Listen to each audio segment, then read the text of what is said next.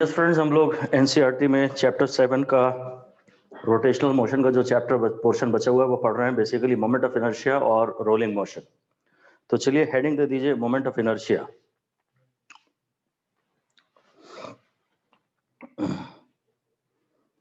और लिख दीजिए analogue of mass, ANALOGUE, analogue of mass in linear motion is analog of mass in linear motion is moment of inertia in rotational motion.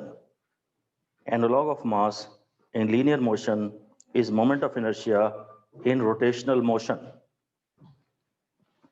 जो हैसियत linear mechanics में मास की है वो हैसियत रोटेशनल मोशन में मोमेंट ऑफ इनर्शिया की है। वैसे तो मोमेंट का मतलब होता है किसी भी चीज को डिस्टेंस से मल्टीप्लाई कर देना, जैसे मोमेंट ऑफ मास या मोमेंट ऑफ फोर्स या मोमेंट ऑफ लीनियर मोमेंटम। पर यहां ऐसा नहीं है। जब इनर्शिया खुद ही कोई फिजिकल क्वांटिटी नहीं है तो उसका मोमेंट उस तरह से डिफाइंड नहीं है जैसे कि हमने पहले कुछ चीजों का मोमेंट डिफाइन किया है। तो moment of inertia is not equal to R into something.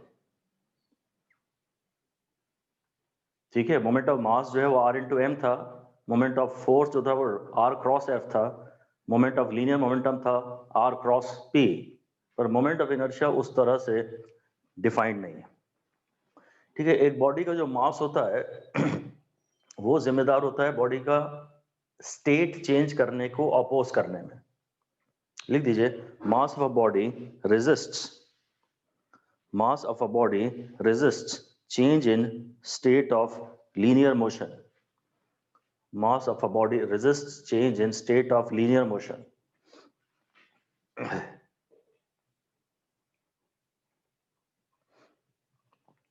And the property by virtue of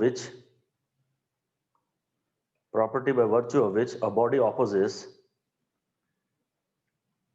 change in its state of linear motion, is called inertia.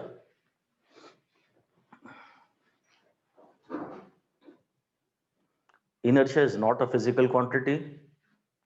Inertia physical quantity नहीं है. It has no formula. Inertia physical quantity नहीं है और इसका कोई formula भी नहीं है, but inertia is proportional to mass.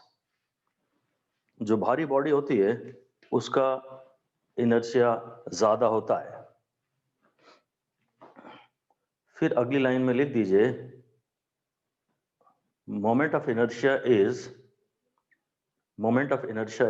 Rotational inertia.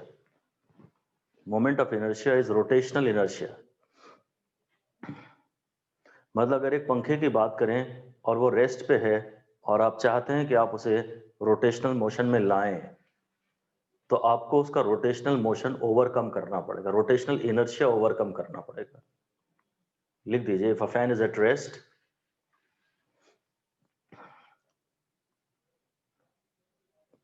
then we must apply a torque on it.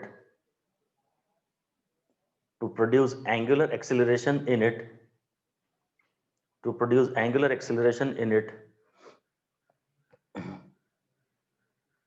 and to bring it in rotational motion.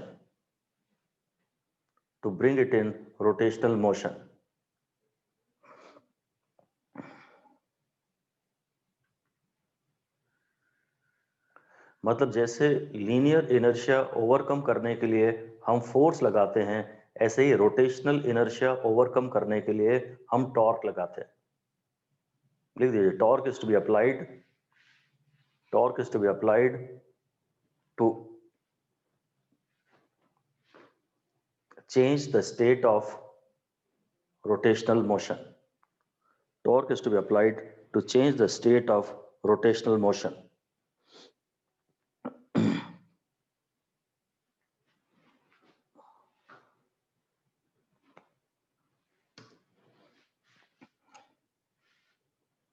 अगर पंखा चल रहा है और आप स्विच ऑफ कर देते हैं तो वो चाहता है, और अगर फ्रिक्शन ना हो तो पंखा जिंदगी भर वैसे ही घूमता रहेगा कांस्टेंट एंगुलर वेलोसिटी पे, इनर्शिया के कारण। पर वो तो फ्रिक्शन की टॉर्क के कारण पंखा फिर फाइनली रुक जाता है। अगर बॉडी रेस्ट पे है तो वो चाहेगी कि जिंदगी भर रेस्ट पे ही रहे, वो रोटेशनल मोशन में लाए जाने को अपोज करेगी। और अगर बॉडी मोशन में है तो वो चाहेगी कि वो जिंदगी भर रोटेशनल मोशन में ही रहे, वो रोटेशनल मोशन में किसी भी प्रकार का चेंज किए जाने को अपोज करेगी due to a property called rotational inertia which is named as moment of inertia.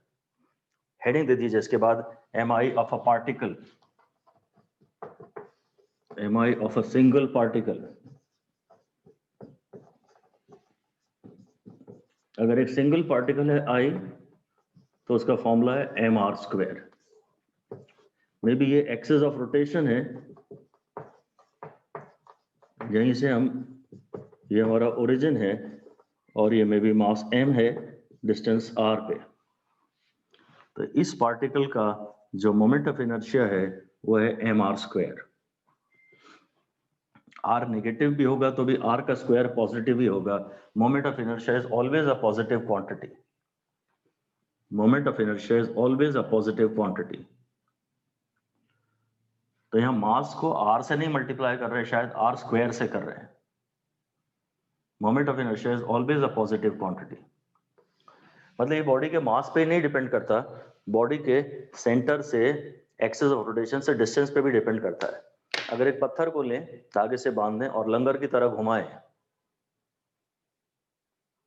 तो अगर वो पत्थर जो लंबे धागे से बंधा है ना, उसको रोटेशन में लाने में हमें ज्यादा टॉर्क लगानी पड़ेगी। तो मोमेंट ऑफ इनर्शिया आर पे भी डिपेंड करता है। आर इंटू एम नहीं है, वो आर स्क्वायर इंटू एम है, क्योंकि ये कभी भी नेगेटिव नहीं होता। आपको यहाँ के पार्टिकल को मोशन में लाना हो या यहाँ के पार्टिकल को मोशन में लाना हो, आपको टॉर्क पॉजिटिव ही लगानी पड़ेगी, इसलिए आर स्क्वायर इंटू एम है। ये बेसिकली कैलकुलेशंस के लिए हम इसे स्केलर क्वांटिटी की तरह ही ट्रीट करेंगे। Scalar quantity about a given axis, एक गिवन एक्सिस के अबाउट इसे स्केलर क्वांटिटी की तरह ही ऐड कर दिया जाएगा और इसकी यूनिट है may be gram centimetre square या केजी मीटर स्क्वायर, ये इसकी यूनिट है। इसके डायमेंशंस हैं m1 l2। ये एक सिंगल बॉडी के mi का फॉर्मूला है, mi of a single particle. But फिर मैं आपसे बात कर लेता हूं mi of a discrete particle system. mi of a discrete particle system, बहुत सारे पार्टिकल्स हैं कई जो प्लेन में, एक प्लेन में या खैर इवन अदरवाइज भी छितराए पड़े हैं, यहां वहां पड़े हुए हैं। Discrete particle system, mi of discrete particle system मतलब इंडिविजुअल पार्टिकल्स हैं और यहां वहां पड़े हुए हैं।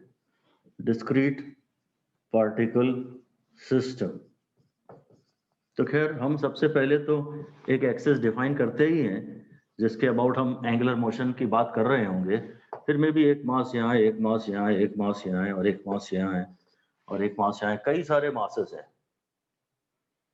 तो अब हम, एक्सिस यही है ना, बस अब हम एम आर स्क्वायर, सबका एम आर स्क्वायर ऐड कर देंगे। जो आई होगा ना वो हो जाएगा summation of M R square, मतलब वही m1 r1 square plus m2 r2 square और इस तरह से प्लस mn rn स्क्वायर। जितने भी मासेस हैं सबके mr स्क्वायर को ऐड कर देंगे। पर बहुत ज्यादा इंपॉर्टेंट बात जो न्यूमेरिकल्स में भी आपको ध्यान देनी है वो ये कि ये जो डिस्टेंस है वो ये वाला नहीं है, ये हमेशा एक्सिस ऑफ रोटेशन से परपेंडिकुलर डिस्टेंस है। ये अगर मास है तो आप इस डिस्टेंस की बात कर रहे हैं, आप इस डिस्टेंस की बात कर रहे हैं, ये डिस्टेंस की बात कर रहे हैं। 5 स्टार लगा के लिख दीजिए, वार्निंग भी लिख दीजिए कि every R is a perpendicular distance from the axis of rotation. पूरे एक्सिस से, ओरिजिन से इसका कोई लेना देना नहीं है, ये डिस्टेंस आर नहीं है।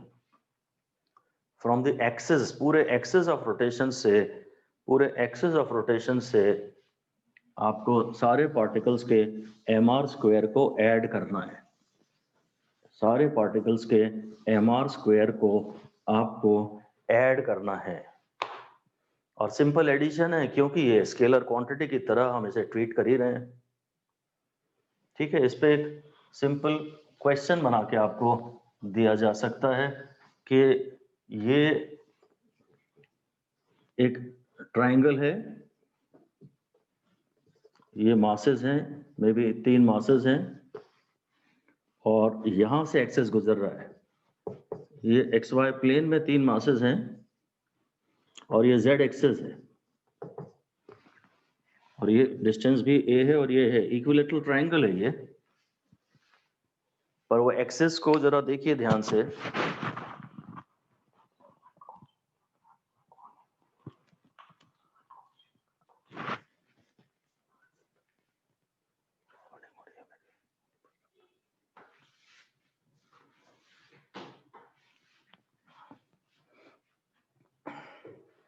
ये एक्स वाई प्लेन में है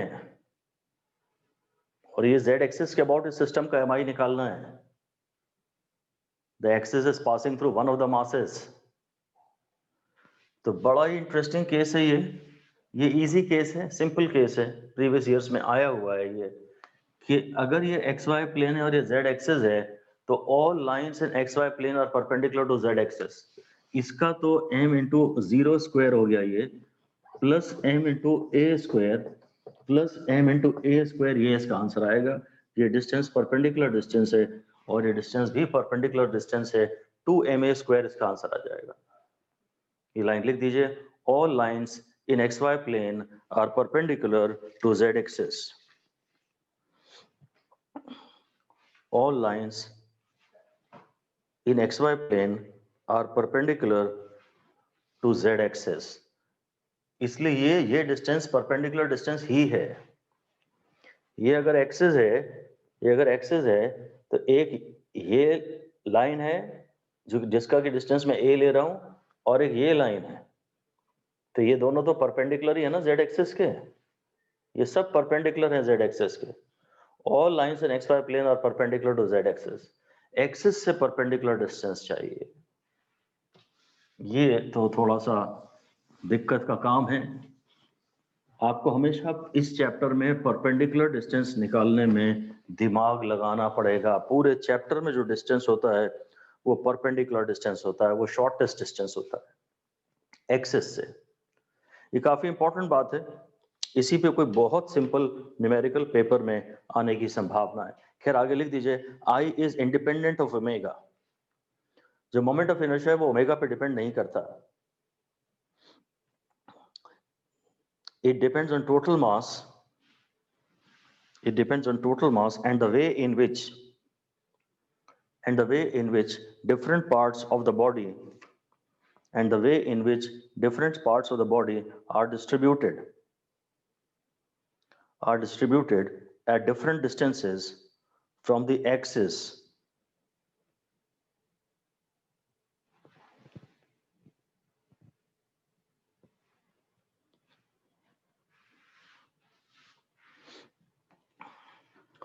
आई ओमेगा पे भी डिपेंड नहीं करता, वो तो एक प्रकार से कंस्ट्रक्शनल फीचर है कि कितना मास कहाँ सिचुएटेड है। अगर ज्यादा मास एक्सिस ऑफ रोटेशन के करीब है तो इस सिस्टम का एमआई कम है, अगर ज्यादा मास एक्सिस ऑफ रोटेशन से दूर है तो इस सिस्टम का एमआई ज्यादा है। ऐसा अलग से लिख दीजिए, if more of the mass of the system is situated closer to the axis of rotation, more of the mass of the system is situated closer to the axis of rotation, then mi is more, and if more of the mass is situated away from the axis of rotation, then mi of the system is more, ऐसे ये बोलेगा एक बार, ये ऐसे steel का एक बार है और ये कॉपर का बार है, या और भी हल्का एलिमेंट एल्यूमिनियम ले लेता हूँ। एक केस ये है और एक सब आइडेंटिकल है, बस एल्यूमिनियम यहाँ है और स्टील यहाँ है। स्टील थोड़ा भारी होता है, डायमेंशंस आइडेंटिकल हैं, तो इस एक्सिस के अबाउट पहले केस में या दूसरे केस में किस केस में एमआई ज्यादा है? तो स्टील के पार्टिकल भारी होते हैं, यहाँ पे भारी पार्टिकल करीब हैं तो इन वाले पार्टिकल्स का mr स्क्वायर का समेशन कम आएगा, इसका mi कम आएगा। यहाँ पे भारी पार्टिकल स्टील के थोड़ा एक्सेस से दूर हैं, तो इन वालों का mr स्क्वायर ज्यादा आएगा, इस सिस्टम का mi ज्यादा आएगा। ये ओमेगा पे डिपेंड नहीं करता, अगर मास सेम है तो केवल ये एक्सिस ऑफ रोटेशन से डिस्टेंस पे डिपेंड करता है।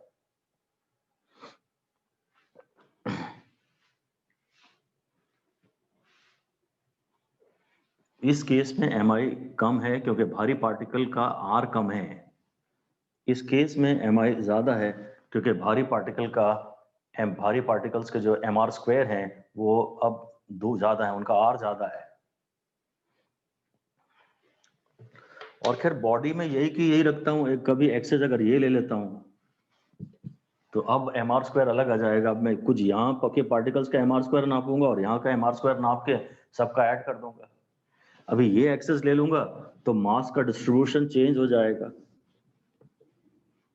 है ना। फिर कुछ पार्टिकल यहाँ है, कुछ यहाँ है, मतलब अगर मास सेम है और बस तो एक्सेस ऑफ रोटेशन खाली बदल दें, बॉडी सेम रखें तो भी mi चेंज हो जाएगा। लिख दीजिए, if mass is kept fixed then I depends upon the axis of rotation. I depends on the axis of rotation.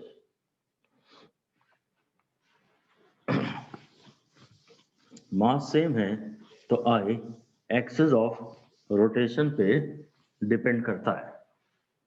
Alright, now through out हम लोग लीनियर मैकेनिक्स में और रोटेशनल मैकेनिक्स में एनालॉजीज का इस्तेमाल करेंगे। डिटेल्ड में डेरिवेशंस हमारे ज्यादा काम के हैं नहीं, अगर हम नीट या जेई की तैयारी कर रहे हैं तो हाँ फाइनल फॉर्मूले हमारे लिए काम के हैं। तो कुछ कुछ डीप थ्योरी के जो पॉइंट्स हैं, डेरिवेशन टाइप की बातें हैं एनसीईआरटी में, वो आप इग्नोर कर दीजिए। आप फिर से आगे लिख दीजिए, डैश करके बस लिख दीजिए translatory kinetic energy. Translatory kinetic energy of a body is half mv square.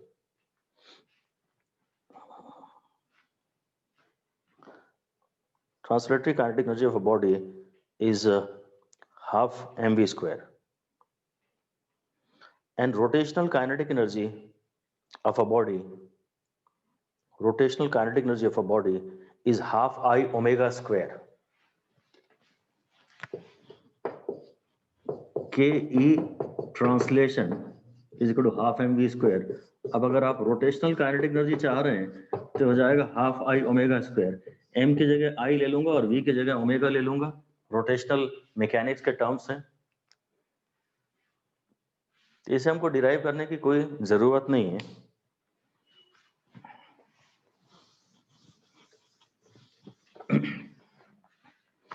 ऐसे ही एक क्वेश्चन उसने ये भी एक दिया हुआ है एक जगह डिस्क्रीट पार्टिकल सिस्टम के लिए कि m/2 का मास एक यहाँ पे है, डिस्टेंस l/2 है, और m/2 का एक मास यहाँ पे है और डिस्टेंस l/2 है, और कह रहा है इस सिस्टम का इस एक्सिस के अबाउट आप मोमेंट ऑफ इनर्शिया निकाल दीजिए।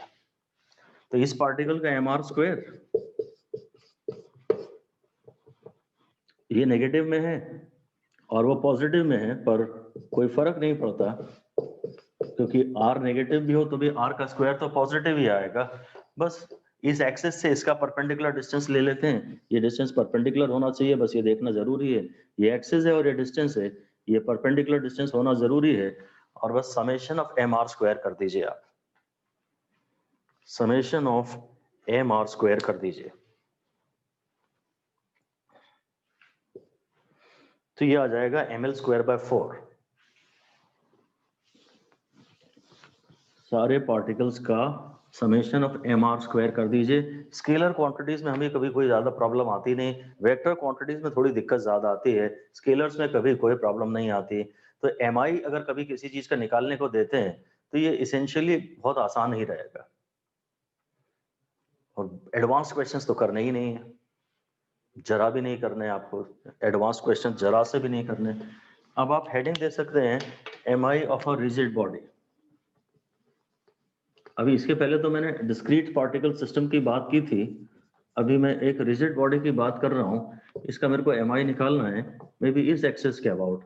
तो यहाँ से डिस्टेंस x पे आप एक मास dm का पार्टिकल इमेजिन कर लीजिए, और अब I जो होगा शायद वो समेशन ऑफ, अब इसमें तो कंटिन्यूस मास डिस्ट्रीब्यूशन होता है ना, कोई गैप ही नहीं है, स्पेसिंग ही नहीं है दो पार्टिकल्स के बीच में। रिजिड बॉडी का मतलब ही होता है कंटिन्यूअस डिस्ट्रीब्यूशन ऑफ मास। तो पहले आता था एक पार्टिकल का mr², तो अब मैं x² और m की जगह dm ले लूंगा। डिस्टेंस x पे एक एलिमेंट्री सेक्शन लीजिए और उसके मास को dm लिखिए। तो रिजिड बॉडी में mi निकालने का ये तरीका होगा, पर हमें इंटीग्रेशन एक्चुअली करना ही नहीं है।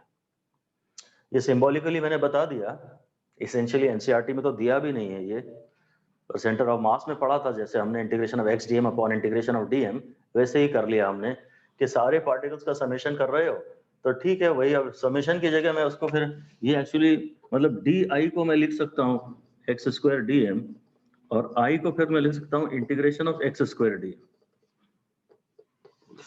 इस तरह से इंटीग्रेट करूंगा कि सारे पार्टिकल्स का कंट्रीब्यूशन इंक्लूड हो जाएगा, सारे पार्टिकल्स का mx² का कंट्रीब्यूशन इंक्लूड हो जाएगा। तो इंटीग्रेशन अगर आपको ये करना ही है, ये तो ना एनसीईआरटी में दिया है ना इंटीग्रेशन टाइप का कोई न्यूमेरिकल हमें करना ही है, पर इंटीग्रेशन कभी करना हो तो पहला शर्त यह है कि dm must be expressed as a function of x। dm की ऐसी एक इक्वेशन लिखें जिसमें x का टर्म आता हो, तभी ये इंटीग्रेशन के स्टेप्स आप आगे बढ़ा पाएंगे।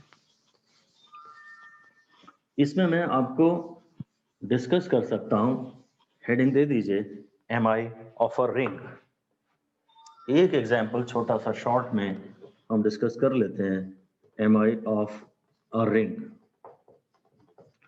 रिंग जो है बड़ा सिंपल ऑब्जेक्ट है, और इसमें सारे के सारे जो पार्टिकल हैं वो सेंटर से बराबर दूरी पे हैं।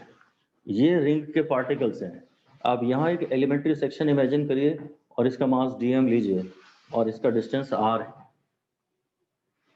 तो इस पोर्शन का जो di है ना, वो है r² dm। अब ये रिंग ऐसे ही सारे पार्टिकलों से मिलके बनी हुई है। इन सारे पार्टिकलों का डिस्टेंस r सेम है।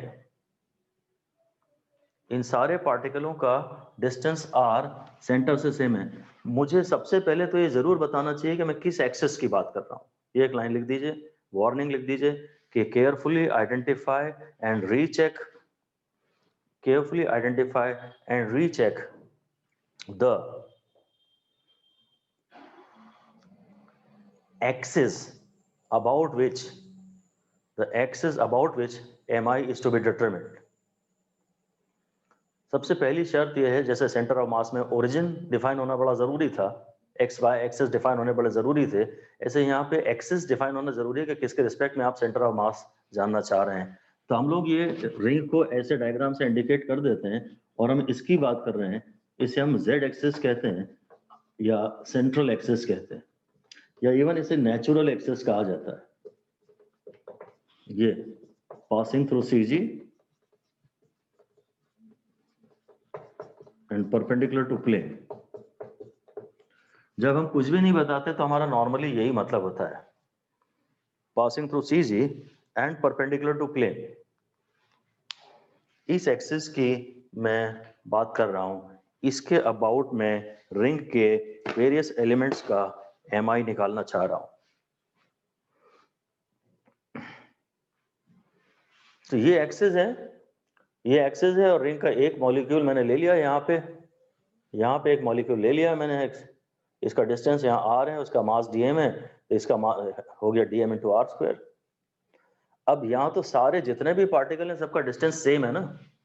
अगर मैं i निकालूंगा तो मैं इंटीग्रेशन ऑफ r² dm कर दूंगा, और चूंकि r कांस्टेंट है, क्योंकि r कांस्टेंट है, इसको मैं इंटीग्रेशन साइन के बाहर ले आऊंगा, और इंटीग्रेशन ऑफ dm मतलब पूरा मास, इंटीग्रेशन ऑफ dm मतलब ऐसे हर छोटे छोटे एलिमेंट्री सेक्शन का सम।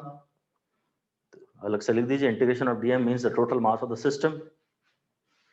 इंटीग्रेशन ऑफ dm तो total mass of the system हो जाएगा। तो अगर रिंग का मास m था, तो जिस एक्सिस की आप बात कर रहे हैं उसके अबाउट रिंग का फॉर्मूला आता है mr²। इसे हम एक्सिस जरूर बताएंगे, इसे iz लिख देते हैं। जो iz है वो है mr²। रिंग का जो iz है वो है mr²। ठीक है। तो इस प्रकार का इंटीग्रेशन हमें देखना ही नहीं है, करना ही नहीं है। इस प्रकार के सवाल कहीं मिले भी तो उन्हें आपको एकदम इग्नोर मारना है टोटल।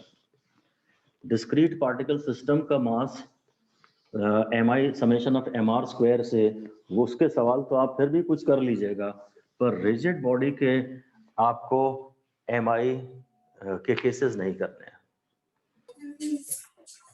कुछ फॉर्मूले डायरेक्टली हमारी किताब में दिए हुए हैं, फाइनली बस हम केवल उन्हीं को सॉल्व कर लेंगे। खैर अब आप हेडिंग दे दीजिए radius of gyration. Radius of gyration,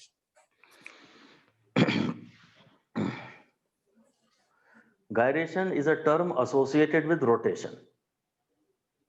तो गायरेशन के बारे में और हमें कुछ सोचना नहीं है, रोटेशन से रिलेटेड कोई टर्म है, ये क्या है हमें नहीं मालूम, ज्यादा कोई आवश्यकता नहीं है इसके बारे में आपको कुछ भी सोचने की। तो एक्चुअली अभी अभी जो मैंने बताया ना mi of a rigid body, उसको आप जब भी जिस भी तरीके से सॉल्व करेंगे, जब भी आप जिस भी तरीके से सॉल्व करेंगे, उसका आंसर हम फाइनली ये लिखना चाहेंगे mk square for any rigid body. इस किसी भी रिजिड बॉडी के mi को हम हमेशा mk स्क्वायर लिख सकते हैं, where m is the entire, where m is the mass of the total, where m is the total mass of the body. mi is the total mass of the body.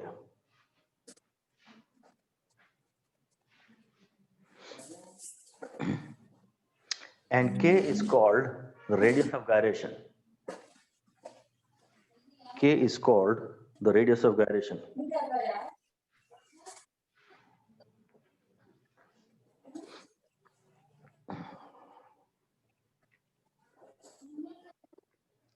तो k एक radius है, तो इसके dimensions length के हुए। अब radius of gyration में मुझे गायरेशन नहीं पता क्या होता है, बस इतना पता है कि एक रेडियस है, तो इसके डायमेंशंस तो एसेंशियली लेंथ के हुए। ये एक डिस्टेंस है। एक्चुअली के एवरेज डिस्टेंस है। बड़ी इंटरेस्टिंग बात है इस समय कि वह एवरेज डिस्टेंस है जहां आप पूरी बॉडी के मास को एक पॉइंट मास के रूप में कॉन्सेंट्रेटेड मान सकते हैं। देखो, अगर एक्सिस से कोई मास यहाँ होता और कोई मास यहाँ होता और कोई मास यहाँ होता, तो मैं एक एवरेज बता पाता ना कि सारा मास कहाँ रखा है। बस वही एवरेज डिस्टेंस के है, ये लिख दीजिए। के is the average distance, k is the average distance at which the entire mass of the body can be considered to be concentrated as a point mass,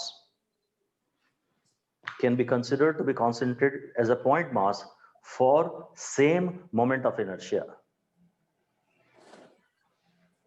average distance को underline कर दीजिए, बस सारा ध्यान उसी पर है, बाकी सब तो ठीक है। Is the average distance where the entire mass of the body can be considered to be concentrated as a point mass. ये एक बॉडी है, इसका मास m है, और सपोज ये एक्सिस है, इस एक्सिस के अबाउट में इसको घुमाने की बात कर रहा हूं, तो इसी एक्सिस से इस पूरी बॉडी का मास m है। मैं इस डिस्टेंस पे अगर मान लेता हूं, अगर इसका मोमेंट ऑफ इनर्शिया और इसका मोमेंट ऑफ इनर्शिया सेम है, जितना इसका मोमेंट ऑफ इनर्शिया आ रहा है ना, उतना इसी एक्सिस से इतने ही मास का डिस्टेंस k पे अगर आ रहा है, तो बस फिर k वो एवरेज डिस्टेंस है जहां सारे पार्टिकल्स केंद्रित माने जा सकते हैं। where the entire mass of the body can be considered to be concentrated by point mass का फॉर्मूला, एक सिंगल पार्टिकल का फॉर्मूला तो mr स्क्वायर होता है ना, moment of inertia single particle का तो mr स्क्वायर होता है। अब r को k ले रहे हैं। एक रिजिड बॉडी में कोई मास का परपेंडिकुलर डिस्टेंस ये है, किसी मास का परपेंडिकुलर डिस्टेंस ये है, किसी मास का परपेंडिकुलर डिस्टेंस ये है, किसी का ये है। मैं ऐसे डिस्टेंस की बात नहीं कर रहा, मैं परपेंडिकुलर डिस्टेंस की बात कर रहा हूँ। इन सब के परपेंडिकुलर डिस्टेंसेस के हिसाब से आप जो आई आ रहा है वो मान लीजिए कि बस k के डिस्टेंस पे सारा का सारा मास केंद्रित है, तो पूरे सिस्टम का moment of inertia mk square कहा जाता है। 50 बच्चे बैठे हैं यहाँ पे भी। That average distance where the entire mass can be considered to be concentrated. क्या बोल रही हो? But for same moment of inertia. Centre of मास की भी डेफिनेशन इसी तरह अभी दी गई थी कि वह पॉइंट जहां पे entire mass can be considered to be concentrated, पर वह हमने वार्निंग दी थी। अब आप ये नहीं कर सकते कि आप ये बिल्कुल, क्योंकि सेंटर ऑफ मास के कैलकुलेशन का तरीके थे इंटीग्रेशन ऑफ एक्स डीएम के, जहां एक्स कभी पॉजिटिव भी होता था, एक्स कभी नेगेटिव भी होता था। तो वो एक अलग टाइप का एवरेज था और उसमें मासेस का कंट्रीब्यूशन भी लेते थे। खैर वेटेड एवरेज तो ये भी है, पर ये एक्स डीएम नहीं, एक्स स्क्वायर डीएम है। तो एक्स नेगेटिव भी होता है तो एक्स स्क्वायर पॉजिटिव आ जाता है। सेंटर ऑफ मास में तो कभी यहाँ पे जितना माइनस पे अगर मास रखा है उतना ही प्लस पे मास रखा है, तो ये वाले टर्म इनका समीशन ऑफ एम आर तो कैंसिल हो जाता था। तो इसका एवरेज एक अलग एवरेज आएगा और मोमेंट ऑफ इनर्शिया के लिए एवरेज डिस्टेंस एक अलग एवरेज आएगा। सेंटर ऑफ मास में भी आप एक एवरेज डिस्टेंस बताते थे, जहां entire mass of the body can be considered to be concentrated as a point mass, but that was for calculation of centre of mass. बस आप तो लिख दीजिए इतना कि k is not related to center of mass, k related to center of mass नहीं। Definition से ऐसा लगता है कि जो सेंटर ऑफ गायरेशन है, रेडियस ऑफ गायरेशन की जगह मैं उस पॉइंट का नाम सेंटर ऑफ गायरेशन लिख देता हूं। लिख दीजिए सेंटर ऑफ गायरेशन, फिर से लिख दीजिए centre of gyration is not same as centre of mass. Center of gyration is not same as center of mass because steps for calculation of both are different. Steps for calculation of both are different.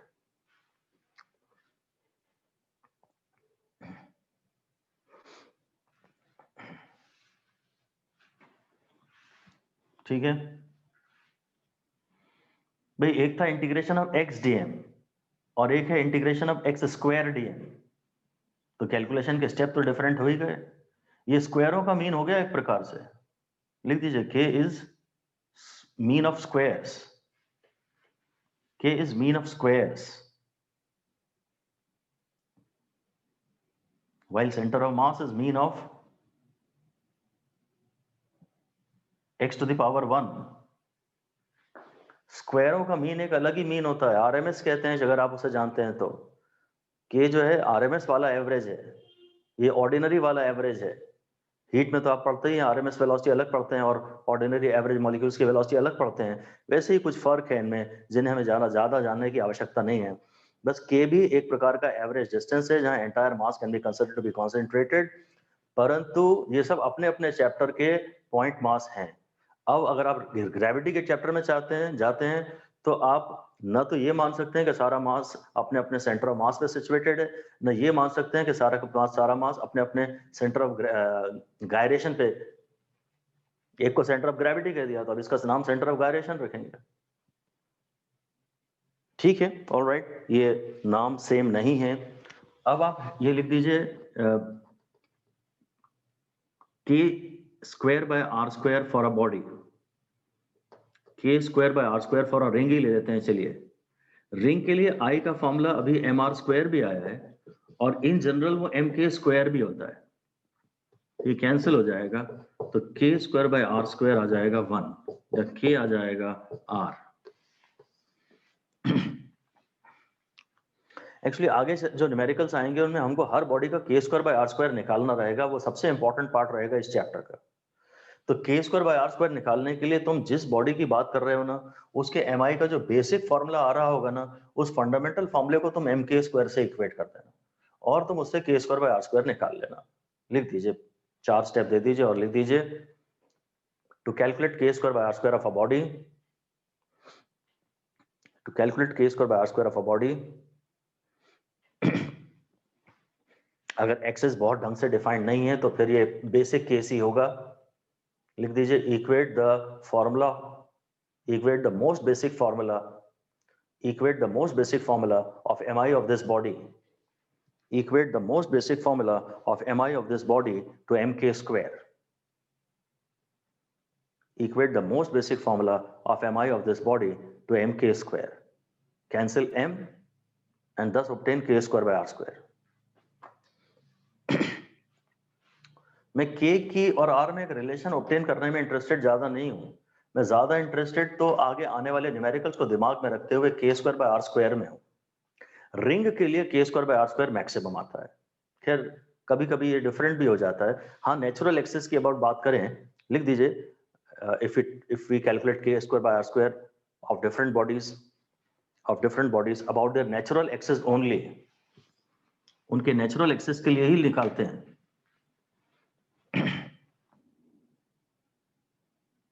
then k square by r square is maximum for ring. k square by r square is maximum for ring. क्योंकि यहां तो सारे के सारे particle ring से maximum दूरी पे है ना,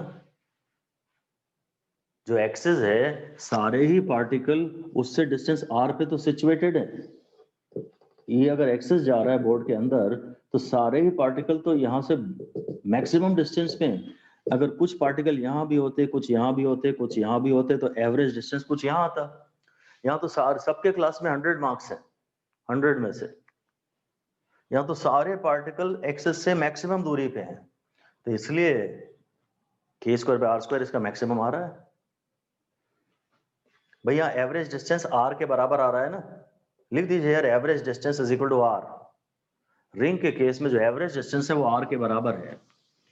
रिंग के केस में जो एवरेज डिस्टेंस है वो r के बराबर है, because all particles are situated farthest, all particles are situated farthest from the axis at a distance r. जितने भी पार्टिकल हैं सारे एक्सिस से मैक्सिमम दूरी पर स्थित हैं r के डिस्टेंस पर।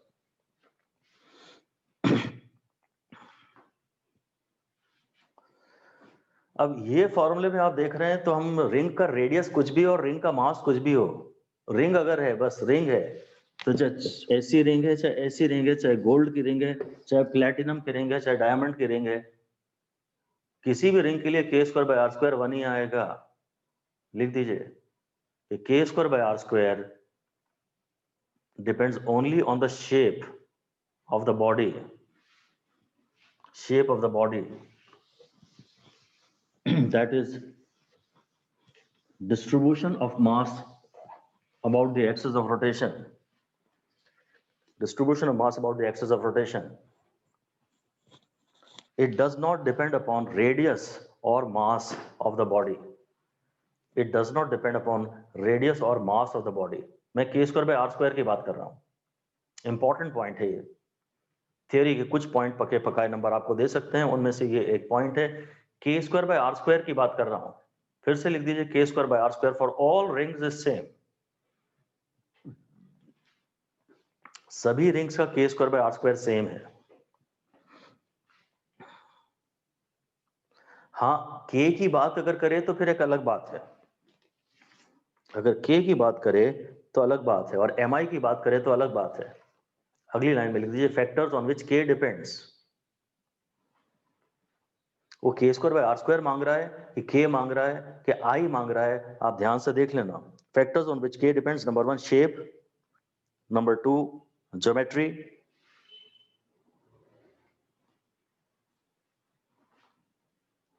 Number 3 location of axis of rotation.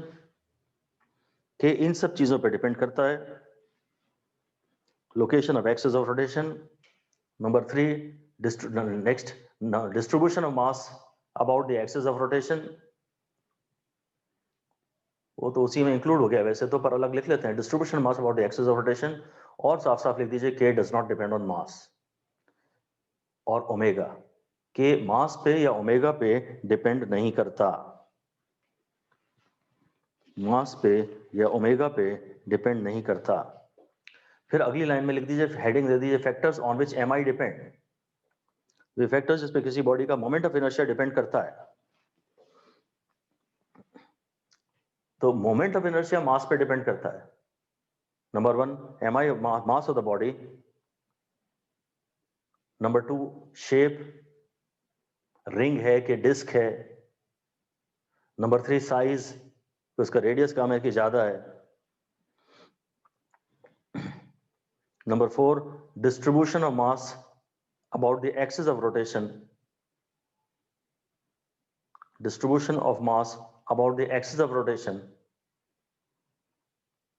or next location and orientation, location and orientation of the axis of rotation, location and orientation of the axis of rotation। मतलब axis of rotation यहाँ है कि यहाँ है, और खड़ा है कि लेटा है कि इंक्लाइंड है। एक्सिस ऑफ रोटेशन ऐसा खड़ा है कि इंक्लाइंड है कि लेटा है, इन सब बातों पे भी mi डिपेंड करता है।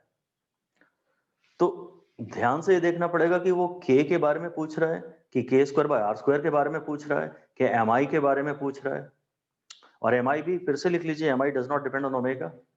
ये m पे डिपेंड करता है या r पे डिपेंड करता है, एक्सिस पे डिपेंड करता है, ओमेगा पे तो mi डिपेंड नहीं करता।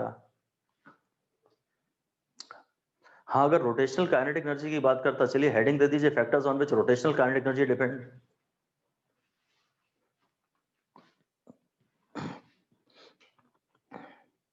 Factors on which rotational kinetic energy depend, तो वो तो लिख दीजिए on all above factors on which I depends, उन सब फैक्टरों पे जिस पे आई डिपेंड करता है, एंड ऑल्सो ऑन ओमेगा,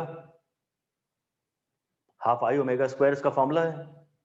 तो रोटेशनल काइनेटिक एनर्जी आई पे डिपेंड करता है और ओमेगा पे भी डिपेंड करता है, पर इसके पहले जितनी भी क्वांटिटी पड़ी थी वो ओमेगा पे डिपेंड नहीं करती थी। ऐसा कोई सिंपल फाइन पॉइंट थियोरी का एग्जाम में आ सकता है, और के पूछा है कि के स्क्वायर बाय आर स्क्वायर पूछा है कि आई पूछा है कि मूवमेंट रोटेशनल काइनेटिक एनर्जी पूछा है, वो पहले से प्रिपेयर्ड नहीं है तो सिली मिस्टेक तो होगी ही होगी। हेडिंग दे दीजिए फ्लाईव्हील। थियोरी की एक बात पढ़ रहे हैं, फ्लाईव्हील जैसे जैसे ये एनसीईआरटी टेक्स्ट में आ रही हैं करीब करीब वैसे ही हम अपना डिस्कशन आपके सामने रख रहे हैं। Flywheel, FLYWHEEL, flywheel basically it's a big large disc, बड़ी सी डिस्क है। डिस्क है, ये काफी इंपॉर्टेंट बात है कि रिंग नहीं है, ये डिस्क है। रिंग को हम ऐसे दिखाते हैं और डिस्क को हम ऐसे दिखाते हैं कि मटेरियल इसमें पूरा अंदर भरा हुआ है, ये रिंग है और ये डिस्क है।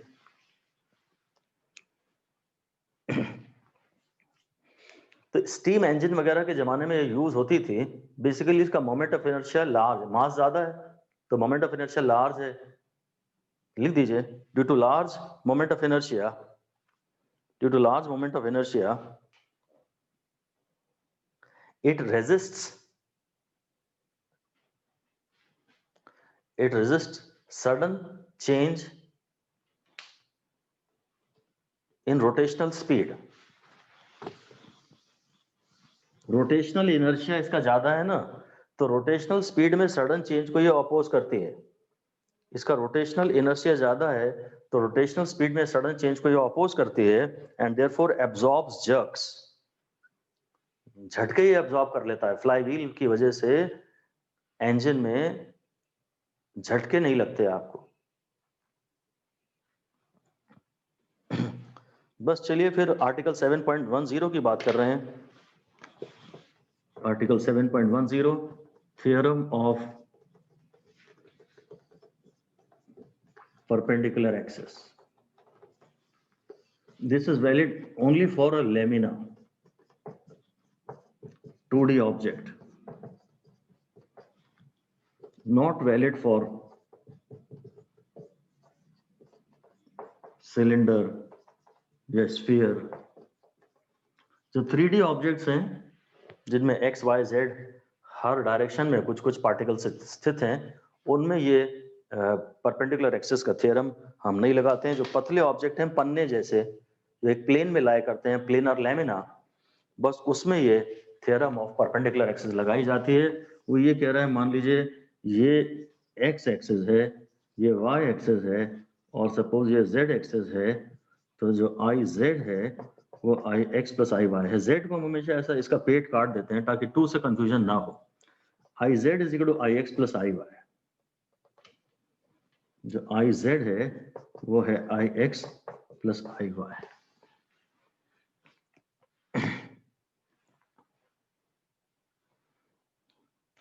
एक्स एंड वाई मैंने इनका जो इंटरसेक्शन का पॉइंट है मैंने वो सेंटर पे नहीं बनाया, कहीं भी दिखा दिया। लिख दीजिए X and Y are two axes lying in the plane of lamina.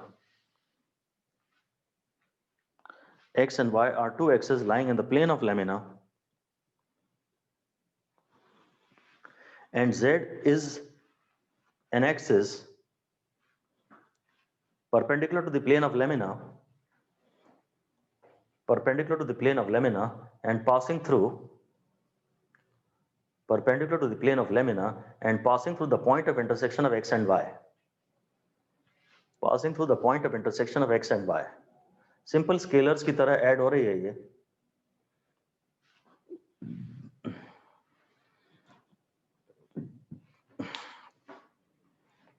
एक पतला ऑब्जेक्ट है, एक बार आप इसके अबाउट घुमा रहे हैं, एक बार आप इसके अबाउट घुमा रहे हैं, और एक बार आप इसके अबाउट घुमा रहे हैं। तो बस इसकी मदद से तो मैं यही कहना चाहता हूं कि mi उस एक्सिस के अबाउट ज्यादा होता है जो प्लेन के परपेंडिकुलर लाई करता है। लिख दीजिए mi is more about that axis, star लगा दीजिए इस लाइन पे, mi is more about that axis which is perpendicular to the plane. mi is more about that axis which is perpendicular to plane. क्योंकि अब तो जितने भी particle हैं सब एक्सिस से ज्यादा दूरी पे सिचुएटेड है ना, ये भी और ये भी। अगर मैं ये एक्सिस ले लूं तो ये पार्टिकलों का, इन पार्टिकलों का तो डिस्टेंस अब एक्सिस से कम हो गया ना। पहले ये ऐसा था, पहले ऐसा था, तो ये पार्टिकल यहां से इतनी दूरी पे सिचुएटेड था, ये पार्टिकल भी इतनी दूरी पे सिचुएटेड था। जब ये प्लेन में ही आ जाएगा तो ये डिस्टेंस कम हो जाएगा ना। एक्सिस जो प्लेन के परपेंडिकुलर है उसके अबाउट mi ज्यादा आता है, इतना जानना आपके लिए काफी है। फिर हेडिंग दे दीजिए 7.10.1 है theorem of parallel axis. Parallel axis ये एनी शेप के लिए वैलिड है, ये लेमिना की बात नहीं है, किसी भी के लिए भी वैलिड है, सिलेंडर के लिए वैलिड है, स्फीयर के लिए वैलिड है, 3D ऑब्जेक्ट के लिए वैलिड है।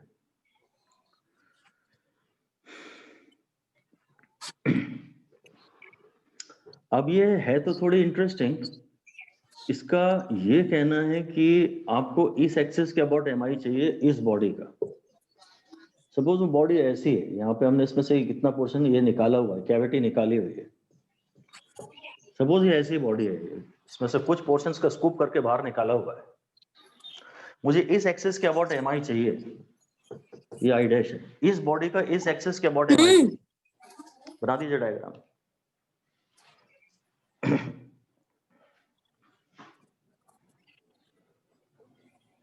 और लिख दीजिए नंबर 1 डाल के लिख दीजिए first think of an axis, first think of an axis, या उसको ड्रॉ करिए, first draw an axis parallel to the given axis, parallel to the given axis and passing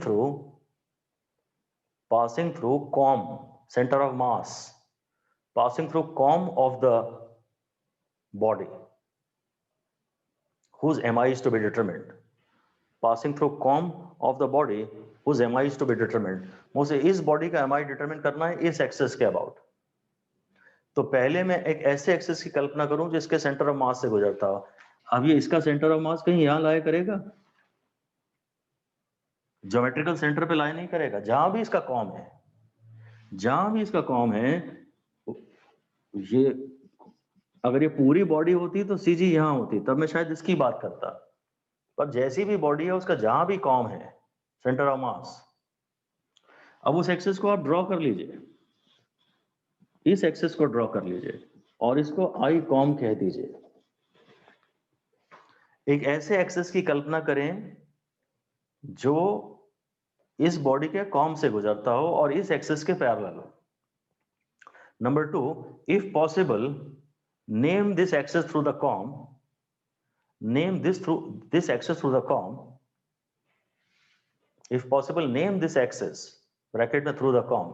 ये जो एक्सिस है इसे नाम अगर दे सकते हैं तो दे दीजिए, एज नेचुरल एक्सिस और डायमेट्रिकल एक्सिस एटसेट्रा। इस एक्सिस को अगर आप नाम दे सकते हैं तो दे दीजिए, नेचुरल एक्सिस यानी आई जेड वाला सेंटर से पास होने वाला, या आई डायमेट्रिकल या आई टेंजेंशियल। अगर कोई नाम देना आप बाद में सीख जाए तो नाम दे दीजिएगा, नहीं तो कोई बात नहीं। एक ऐसे एक्सिस की कल्पना करें जो इस एक्सिस के पैरेलल है और दी गई बॉडी के सेंटर ऑफ मास से गुजरता है।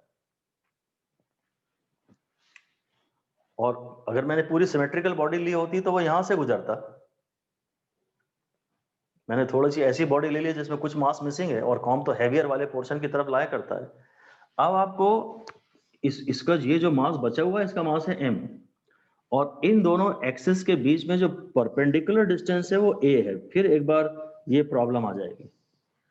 अब लिख दीजिए, एक तो ये लिख दीजिए carefully find the m, carefully determine the m of the body. जो बॉडी है उसका मास आप ध्यान से देखिए कितना है। फिलहाल हमने उसमें से थोड़ा सा मास स्कूप कर दिया है।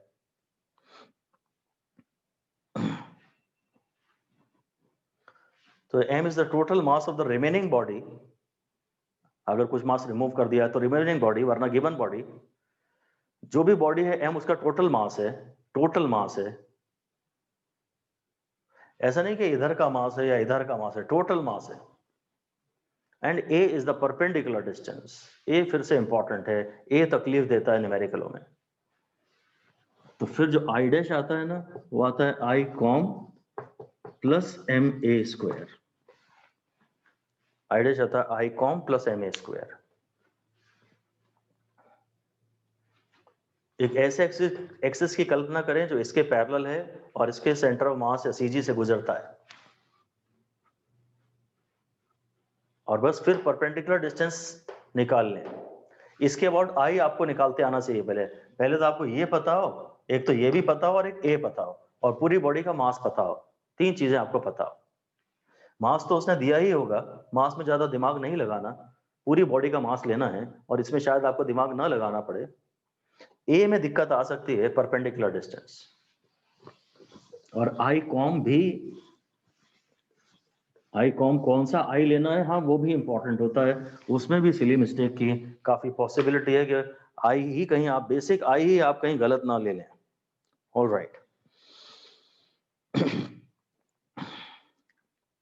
तो इससे एक चीज ये क्लियर हो गई कि एम आई उस एक्सिस के अबाउट मिनिमम होगा जो सीजी से गुजर रहा है, क्योंकि दाएं बाएं से गुजरेगा तो एम ए स्क्वायर और ऐड कर दूंगा ना। एक लाइन लिख दीजिए, स्टार लगा दीजिए। M I is minimum about an axis passing through centre of mass. थोड़ा दाएं बाएं से गुजरेगा तो आपको उसमें एम ए स्क्वायर ऐड करना पड़ेगा ना। जितना दूर से गुजरेगा उतना एम आई ज्यादा हो जाएगा। सेंटर ऑफ मास से गुजर रहा हो जो एक्सिस, और जो प्लेन में लाया करता हो, प्लेन के परपेंडिकुलर हो तो एम आई ज्यादा आता था, ऊपर वाले पॉइंट में देखा था। तो फिर से लिख दीजिए अगली लाइन में, this M I is minimum about an axis passing through COM. COM को आप सीजी भी लिख सकते हैं, एक रेगुलर सिमेट्रिकल बॉडी मानते हुए।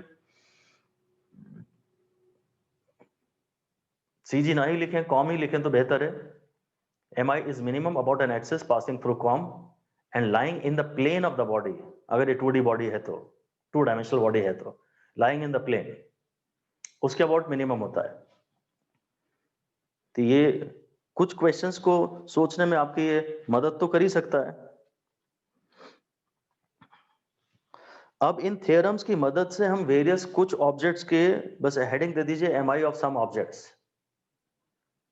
एम आई कुछ ऑब्जेक्ट्स के हम बात करते हैं इन थ्योरम्स की मदद से। अच्छी इंपॉर्टेंट तो है ये थ्योरम, दोनों को दोनों काफी ज्यादा इंपॉर्टेंट है। और इनमें से अब हम जो आपको इंफॉर्मेशन देने वाले हैं, ज्यादा किसी का भी डेरिवेशन नहीं करना है आपको, सभी का आपको डायरेक्ट रिजल्ट याद रखना है। तो पहला तो वही है रिंग। पहला तो रिंग है ये।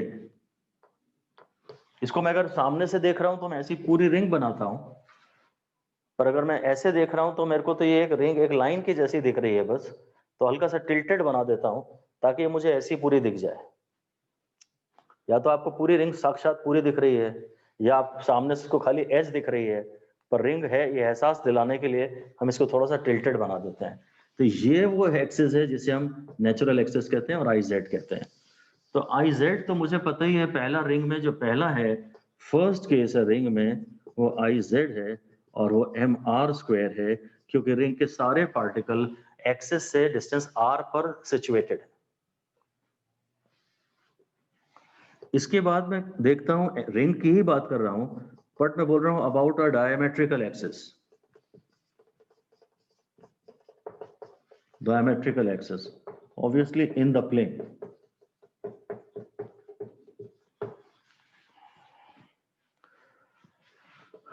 तो अब एम आई कम आएगा। हमें तो अच्छे से दिमाग में बैठा लाना है कि ये खड़े वाले एक्सिस के बाद एम आई ज्यादा आता है, और ये लेट जाता है, आलसी हो जाता है, तो इसमें एम आई थोड़ा सा कम हो जाता है। क्योंकि अब एक्सिस सीजी से तो गुजर रहा है, पर प्लेन में लाई कर रहा है ना। जो प्लेन के परपेंडिकुलर होता है उसके अबाउट एम आई ज्यादा होता है। I Z is I X plus I Y, इसके अबाउट एम आई कम आएगा। हमारा कहना है यार, जैसा कि ये एक डायमीटर है ना, वैसा ये एक डायमीटर है। जैसा इसके आजू बाजू मास का डिस्ट्रीब्यूशन है, वैसा ही इसके आजू बाजू भी मास का डिस्ट्रीब्यूशन है। तो एक्चुअली चाहे तुम इस डायमीटर की बात करो और चाहे तुम इस डायमीटर की बात करो, mi सेम आएगा।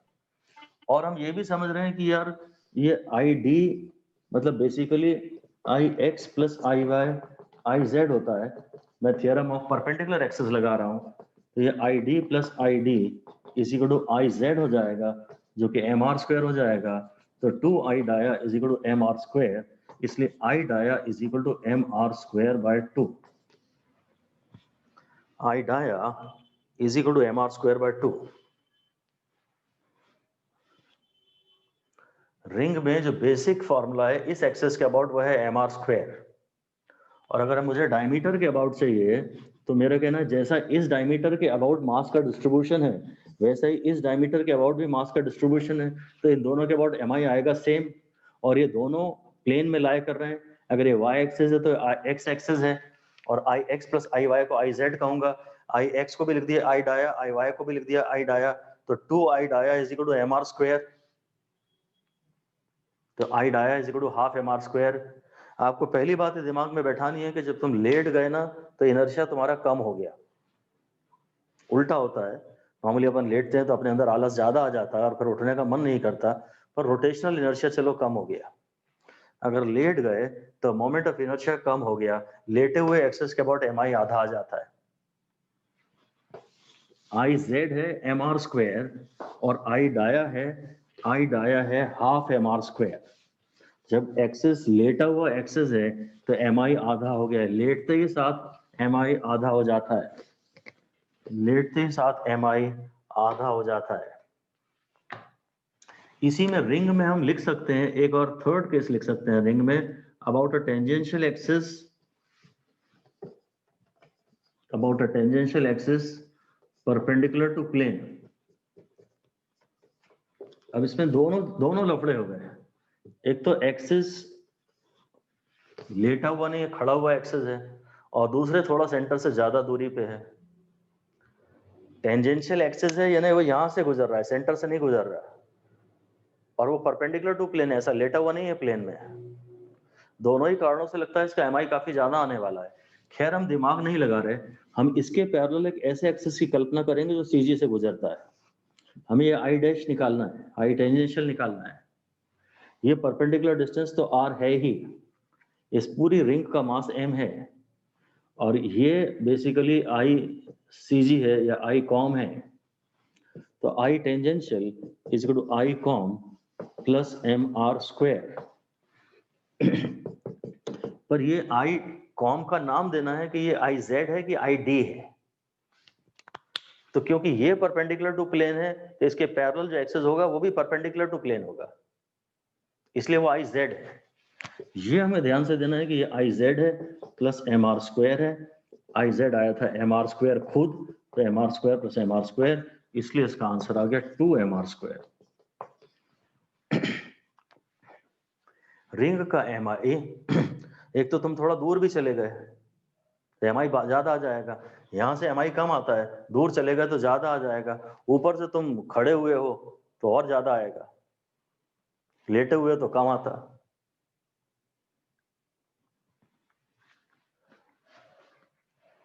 इसके पैरेलल एक ऐसे एक्सेस की कल्पना की जो सीजे से गुजरता है और उसको नाम दिया, इसका नाम है आई जेड।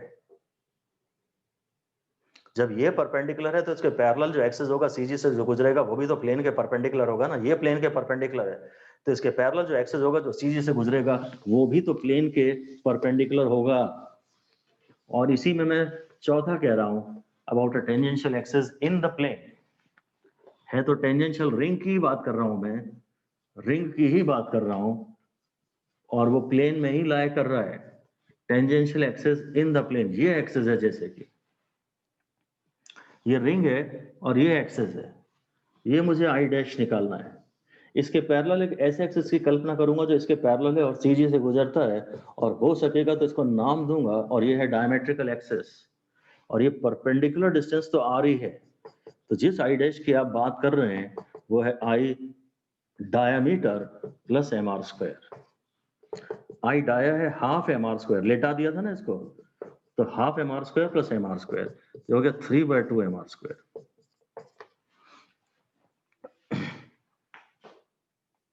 ठीक है, ये इन द प्लेन है, तो इसके पैरेलल जो सीजी से गुजरता होगा वो भी तो इन द प्लेन होगा।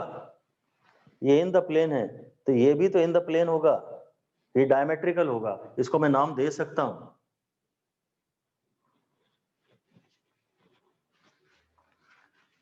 अब ये 3/2 mr² ही आया खाली। मैं इसकी पूरी एक समरी बना लेता हूं, रिंग की रिंग की समरी बना लेता हूं, और मैं हर बार mr² नहीं लिखूंगा, वो इंप्लाइड है।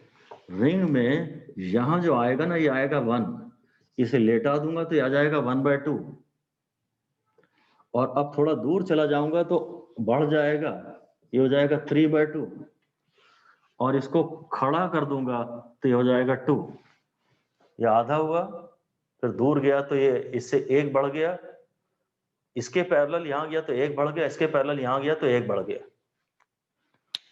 खड़ा हुआ है तो 1 mr², लेटा दिया तो 1/2 mr², इसी के पैरेलल तुम यहां चले गए तो उसमें mr² ऐड कर दिया तो 1 ऐड हो गया, और इसके पैरेलल तुम यहां चले गए तो उसमें 1 ऐड हो गया तो 2 mr² हो गया।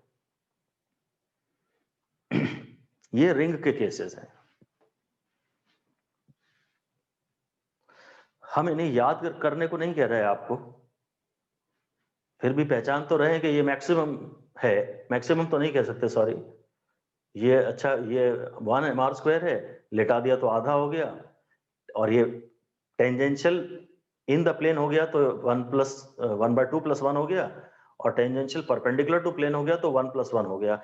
ऐसा कुछ दिमाग में रख सकते हैं, और वरना तो डेरिवेशन पे ही जोर दीजिए, जितना ज्यादा हो इनके डेरिवेशंस करिए।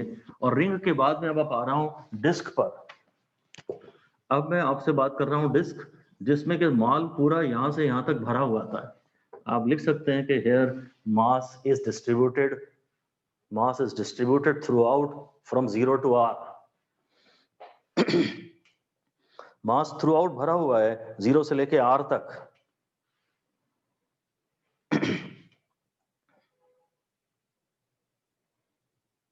तो mi अगर मास सेम है और रेडियस सेम है, एक रिंग है और एक डिस्क है, लिख दीजिए, क्वेश्चन लिख दीजिए, consider a ring and a disc of same mass and same radius.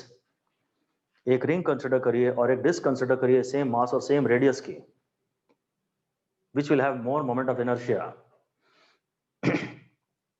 किसका mi ज्यादा होगा? आंसर है रिंग, क्योंकि रिंग में तो all the particles are situated at farthest distance. Ring में सारे पार्टिकल दूर ही दूर हैं, डिस्क में कुछ पार्टिकल तो पास भी हैं, तो डिस्क के पार्टिकल का समेशन ऑफ mr² कम आएगा।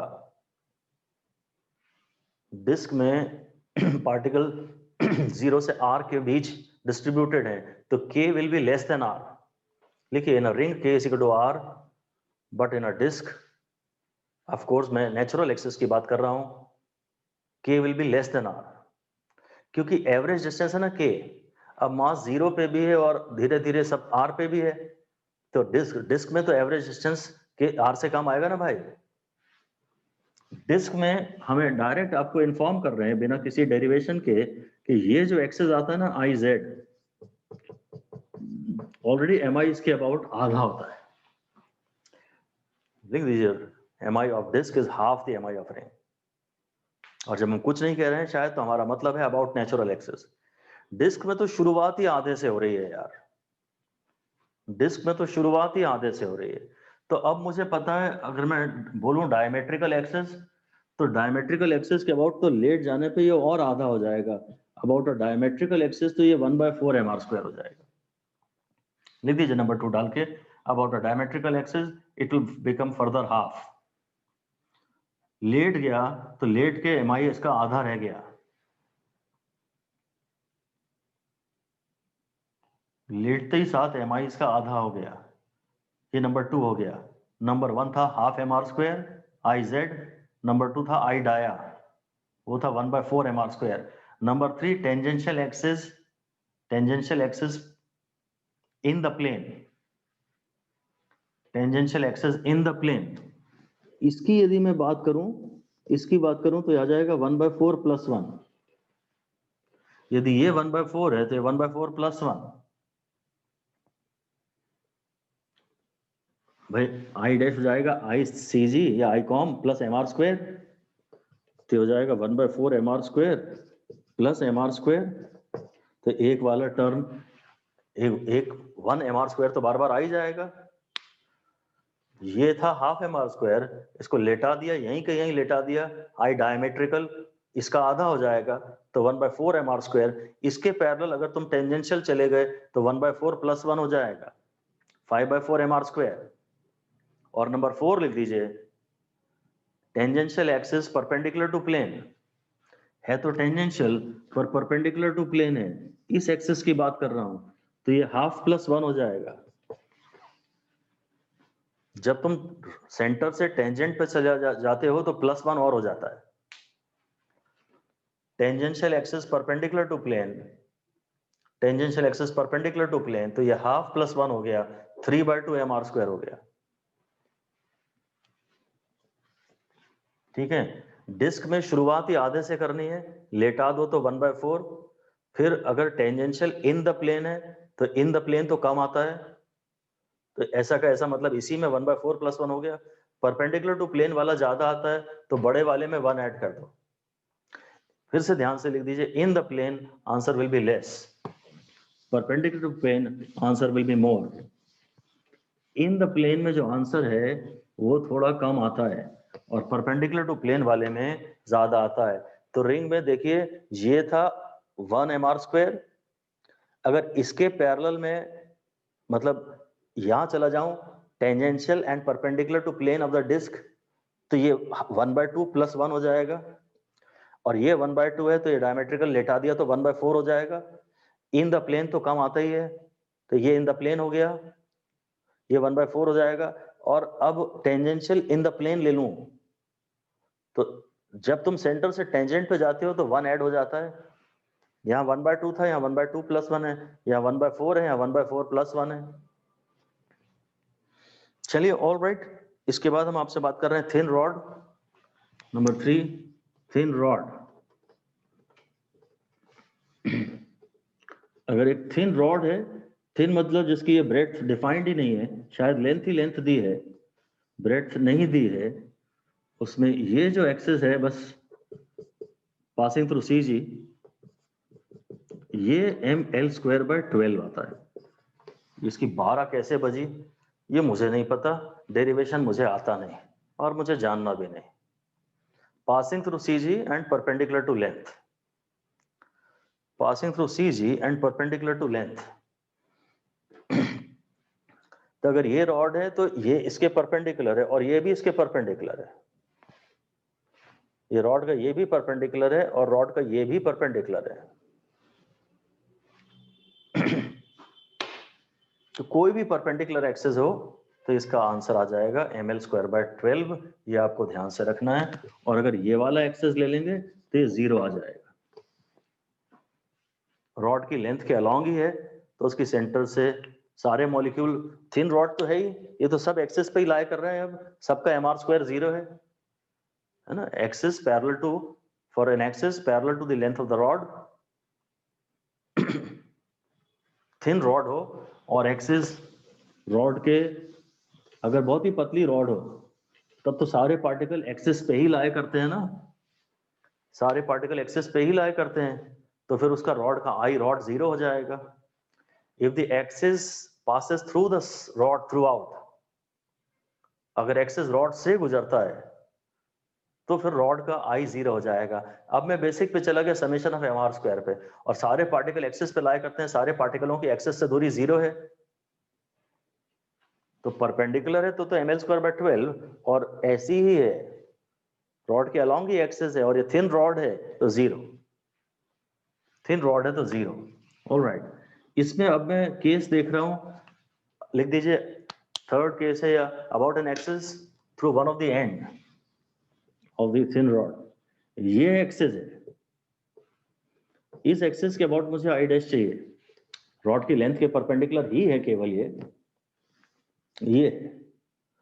तो अब पहले तो मैं think of an axis passing through com, और हो सके तो इसका नाम दो और उसके आई की वैल्यू भी लिखो, और इस डिस्टेंस को ध्यान से लिखो, ये L/2 है, तो जो I end आपको निकालना है, जो I end निकालना है वो I com plus MA square, I com यानी ML स्क्वायर बाय 12 ऐसा है, मास में पूरा लूंगा और A जो है वो L/2 है, तो ये ML स्क्वायर बाय 3 आ जाएगा।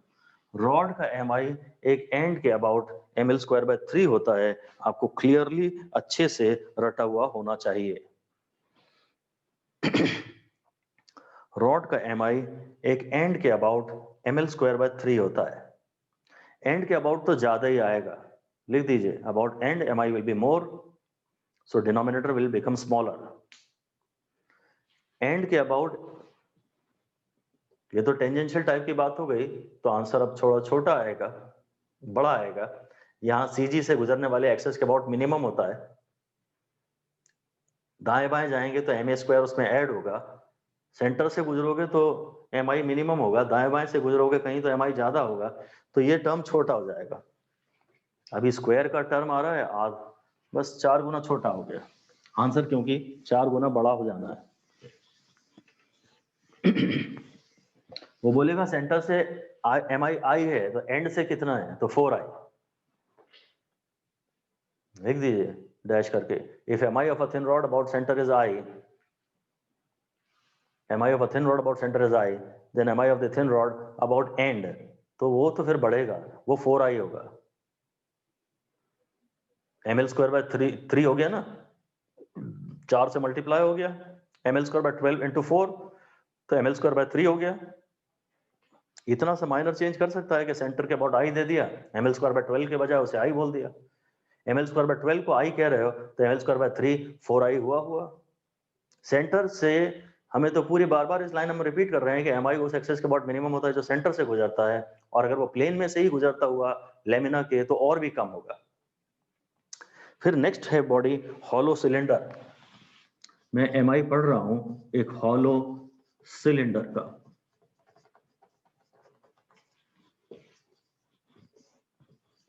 हॉलो सिलेंडर, इसको अगर मैं यहां से एक सेक्शन ले लूं इसको मैं एलिमेंट्री सेक्शन बोलता हूं, जिससे ये मिल के बना है। ये एलिमेंट्री सेक्शन इसका एक रिंग है। इस हॉलो सिलेंडर को अगर मैं यहां से कट कर दूं तो मेरे को एक रिंग निकल आएगी बाहर। ऐसी कई सारी रिंग्स को सटा के रख दो, कई सारी रिंग्स को सटा के रख दो, तो ये पूरा हॉलो सिलेंडर बन गया। हॉलो सिलेंडर बन गया। ये एलिमेंट्री सेक्शन जो है वो एक सेल है जिससे मिलके कंप्लीट बॉडी बनी है। अब बड़ा ध्यान से सुनिएगा कि यार अब सपोज मैं इस एक्सिस की बात कर रहा हूं, ये वही IZ है ना, तो ध्यान से सुनो मेरी बात कि जो मास का डिस्ट्रीब्यूशन इस रिंग का इस एक्सिस के अबाउट है, वही बाकी रिंग्स का भी मास का डिस्ट्रीब्यूशन है। कोई रिंग ऐसी अचानक ऐसी बड़ी तो नहीं हो गई है। जो बेसिक मास के डिस्ट्रीब्यूशन का पैटर्न है, इस एक्सिस के अबाउट परपेंडिकुलर डिस्टेंस पे यहां जितना मास है उतना ही मास यहां पर है। एलिमेंट्री सेक्शन का मास का डिस्ट्रीब्यूशन और पूरी बॉडी का मास का डिस्ट्रीब्यूशन, उन दोनों का पैटर्न आइडेंटिकल है। DNA सेम मिलेगा ना,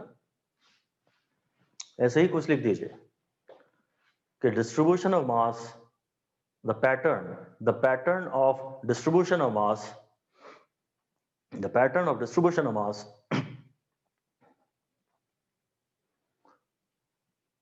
of an elementary section is same as that of the entire body, about a given axis, is same as that of the entire body about a given axis. Therefore, बड़ी important बात कर रहा हूं आपसे,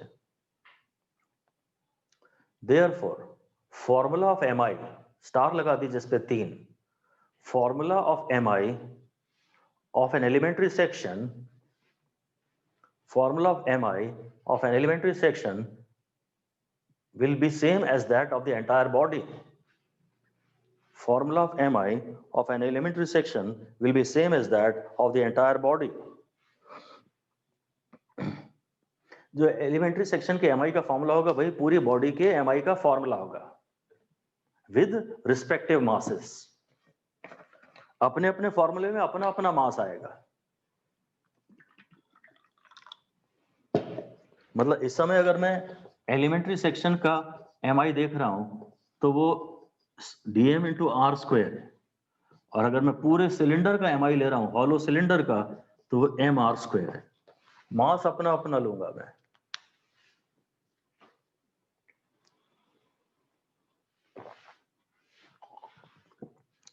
जब elementary section के MI का formula लिख रहा हूं ना, तो इसका मास इंटू आर स्क्वायर, और जब हॉलो सिलेंडर के एमआई का फॉर्मूला ले रहा हूं तो पूरे का मास इंटू आर स्क्वायर। दोनों के फॉर्मूले सेम है, बस मास अपने अपने हैं।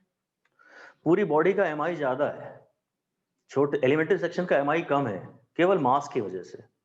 पर रेडियस ऑफ गायरेशन के दोनों का सेम है। लिख दीजिए, since the distribution of mass is same, के इज सेम फॉर बोथ। क्योंकि मास का डिस्ट्रीब्यूशन सेम है तो के की जो वैल्यू है वो दोनों के लिए सेम है। जो K square by R square is same for both, K same है और के स्क्वायर बाय आर स्क्वायर भी दोनों के लिए सेम है। तो अगर हॉलो सिलेंडर है तो उसको तो बस आप एक रिंग की कल्पना करें और रिंग के आईजेड की बात करें। ऐसे अब हम बात कर रहे हैं सॉलिड सिलेंडर। और चलिए अब पूरा ढंग से एक्सेस लिखवा भी देते हैं। एक सॉलिड सिलेंडर है और मैं इस एक्सेस की बात कर रहा हूं, ये पूरा भरा हुआ है। ये axis passing through CG,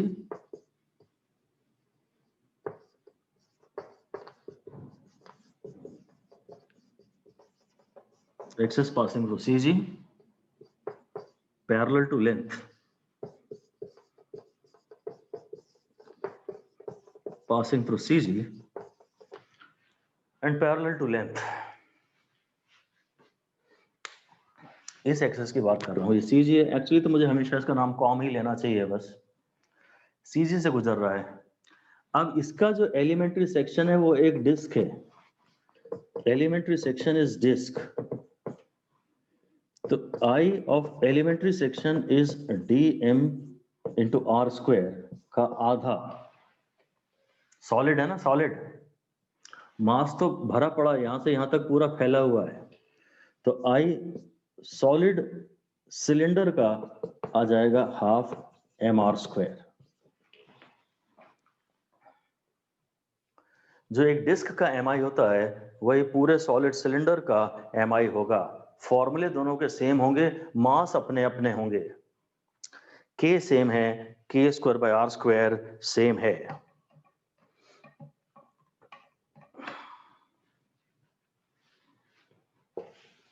solid cylinder का एम आई, सॉलिड सिलेंडर का जो एलिमेंट्री सेक्शन है, सॉलिड सिलेंडर को काट दो, एक गन्ने को काट दो तो उसकी गनेरी मिलती है, वो एक सॉलिड सिलेंडर है। इसको आप यहां से कट करेंगे तो आपको एक छोटा सा डिस्क मिल जाएगी। 10 रुपए के कई क्वाइन एक के ऊपर एक ही बना दीजिए, वो सॉलिड सिलेंडर बन गया। उसका एलिमेंट्री सेक्शन तो एक 10 रुपए का क्वाइन है ना, जो कि डिस्क है। हॉलो सिलेंडर का एलिमेंट्री सेक्शन, हॉलो सिलेंडर का एलिमेंट्री सेक्शन एक रिंग है, तो बस आंसर एम आर स्क्वायर ही आएगा केवल। सॉलिड सिलेंडर का एलिमेंट्री सेक्शन एक डिस्क है, तो जो डिस्क का फॉर्मूला होता है वही सॉलिड सिलेंडर का एक फॉर्मूला आएगा। मैं ये नहीं कह रहा कि एमआई दोनों के सेम आएंगे, जिसका मास ज्यादा है उसका एमआई ज्यादा आएगा, पर जो एलिमेंट्री सेक्शन का एमआई का फॉर्मूला है वही पूरी बॉडी के भी एमआई का फॉर्मूला होगा। इसके बाद एनसीईआरटी में जो दिया है वो केवल एक केस और दिया है, सॉलिड स्फीयर। तो सॉलिड स्फीयर को विजुअलाइज करने के लिए ऐसा ये पूरा 3D में कुछ बना लेते हैं। ये पूरा solid sphere about a diameter, कोई सा भी डायमीटर, ये सेंटर है, ये कोई सा भी डायमीटर हो, आंसर है 2/5 mr स्क्वायर। सॉलिड स्फीयर में आंसर है 2/5 mr स्क्वायर। और जो केस एनसीईआरटी में नहीं दिए हैं, वो पेपर में नहीं आएंगे, उन्हें हमें पूरी तरह से छोड़ देना चाहिए। और भी बहुत सारे केसेस हैं जो किताबों में मिलते हैं, नहीं करने हैं। अगर सॉलिड, बस वार्निंग चिंता की बात यह है कि पेपर में सॉलिड देखते हो आप, सिलेंडर है कि स्फीयर है ये ध्यान से नहीं देखते हो, वार्निंग लिख दीजिए। Carefully check whether it is a cylinder और अ स्फीयर। यहां गलती होने की काफी संभावना है। आपके दिमाग में पहले आके बैठ जाता है 2/5, उसके बाद आपकी आंखें पड़ती हैं उसे स्फीयर। सिलेंडर भी पड़ती हैं तो भी आपके दिमाग में एक बार पहले से 2/5 आके बैठ जाए तो उसे कोई बदल नहीं सकता। तो पहले से किसी भी कंक्लूजन पे जंप करने से बचें।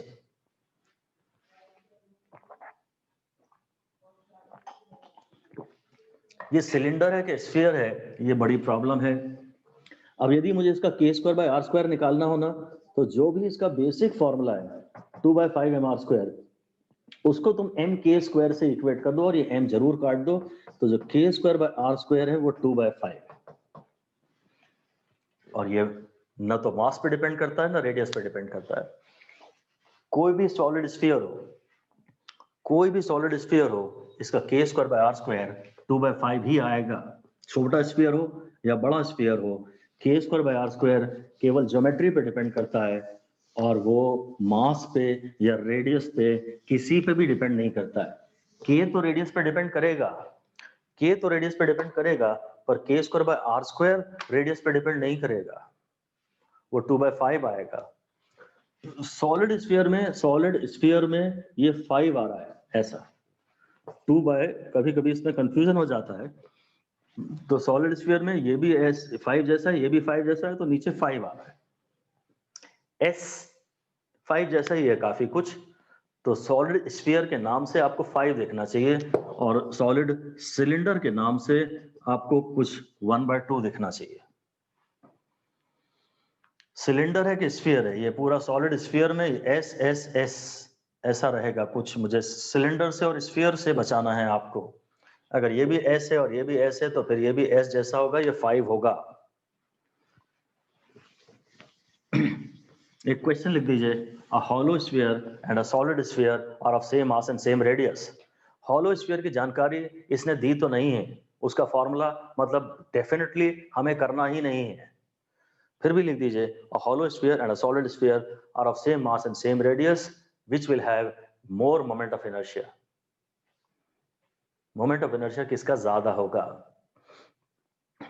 हॉलो वाला का एम ज्यादा होगा, थोथा चन्या बाजे घना, उसका एम ज्यादा होगा क्योंकि सारे के सारे पार्टिकल सेंटर से मैक्सिमम दूरी पे हैं।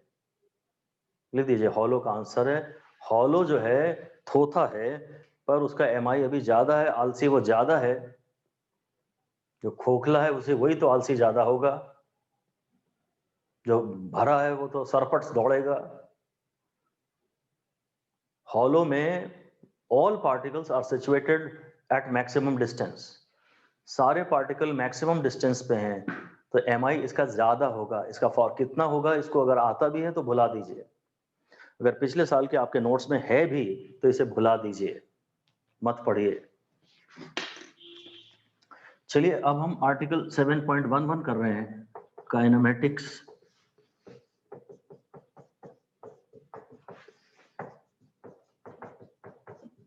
Of rotational motion. इसके कई सारे काइनेमेटिक्स ऑफ रोटेशनल मोशन, मैं जैसे लीनियर मोशन में v equal to u plus A T पढ़ाता हूँ, ऐसे यहाँ पे मैं omega is equal to omega 0 plus alpha T पढ़ाने वाला हूँ। ये इनिशियल एंगुलर वेलोसिटी है, ये फाइनल एंगुलर वेलोसिटी है, ये एंगुलर एक्सेलरेशन है। जैसे मैं omega square is equal to जैसे v square is equal to U square plus 2as पढ़ाता हूँ, ऐसे omega square is equal to omega 0 square plus 2 alpha theta पढ़ाने वाला हूँ। ये लीनियर डिस्प्लेसमेंट है, थीटा एंगुलर डिस्प्लेसमेंट है। v इज इक्वल टू या x is equal to x0 plus U T plus half A T square, ऐसा type का। कभी कभी t इज इक्वल टू 0 पे पार्टिकल की पोजीशन ओरिजिन पे नहीं होती, t इज इक्वल टू 0 पे पार्टिकल कहीं होता है, उसको इनिशियल पोजीशन x0 कह देते हैं।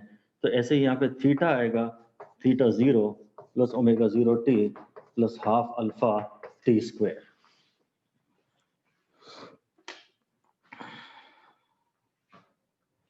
ये भी जो थीटा आएगा वो एक्चुअली फिर थीटा माइनस थीटा 0 आएगा। वो डिस्प्लेसमेंट है, अगर इनिशियली थीटा 0 कुछ है तो फिर वहां थीटा माइनस थीटा 0 लेना पड़ेगा। खैर हम तो इनके सिंपल फॉर्म ही देखेंगे शायद। मोस्ट ऑफ द सवालों में t इक्वल टू 0 पे पार्टिकल ओरिजिन पे ही होता है, तो फिर ये थीटा 0 वाला टर्म नहीं आएगा या ये x0 वाला टर्म नहीं आएगा, वहां से भी थीटा 0 कैंसिल हो जाएगा। अगर बोलता है कि जब मैंने पार्टिकल को देखना शुरू किया तो पार्टिकल ऑलरेडी ओरिजिन से 4 मीटर दूर पे था, जब t 0 है तो ये भी टर्म 0 है और ये भी 0 है, तो भी पार्टिकल ओरिजिन पे नहीं है, तब ऐसी कुछ इक्वेशन लगती है। तो इसको तो आप ज्यादातर इग्नोर ही कर दें, ये वाला केस अक्सर 0 ही रहेगा। x0 लिख दीजिए, x0 is the initial position at t equal to 0। x0 is the initial position at t is equal to 0, और इसी तरह theta 0 is the initial angular displacement at t is equal to 0। जब से आपने observation start की, लिख दीजिए t is equal to 0 means the moment from which t is equal to 0 means the moment from which the measurements are started। जिस instant से हमने measurements begin किए, जहां से टाइम गिनना शुरू किया, वो t is equal to 0 होता है। तो हम लोगों के न्यूमेरिकल में तो इनिशियल कंडीशन 0 ही होती हैं, लिख दीजिए ना, most of the numericals initial conditions are 0। ज्यादातर न्यूमेरिकल में इनिशियल कंडीशन 0 होते हैं, तो x0 वाला कोई टर्म नहीं होता और थीटा 0 वाला भी कोई टर्म नहीं होता।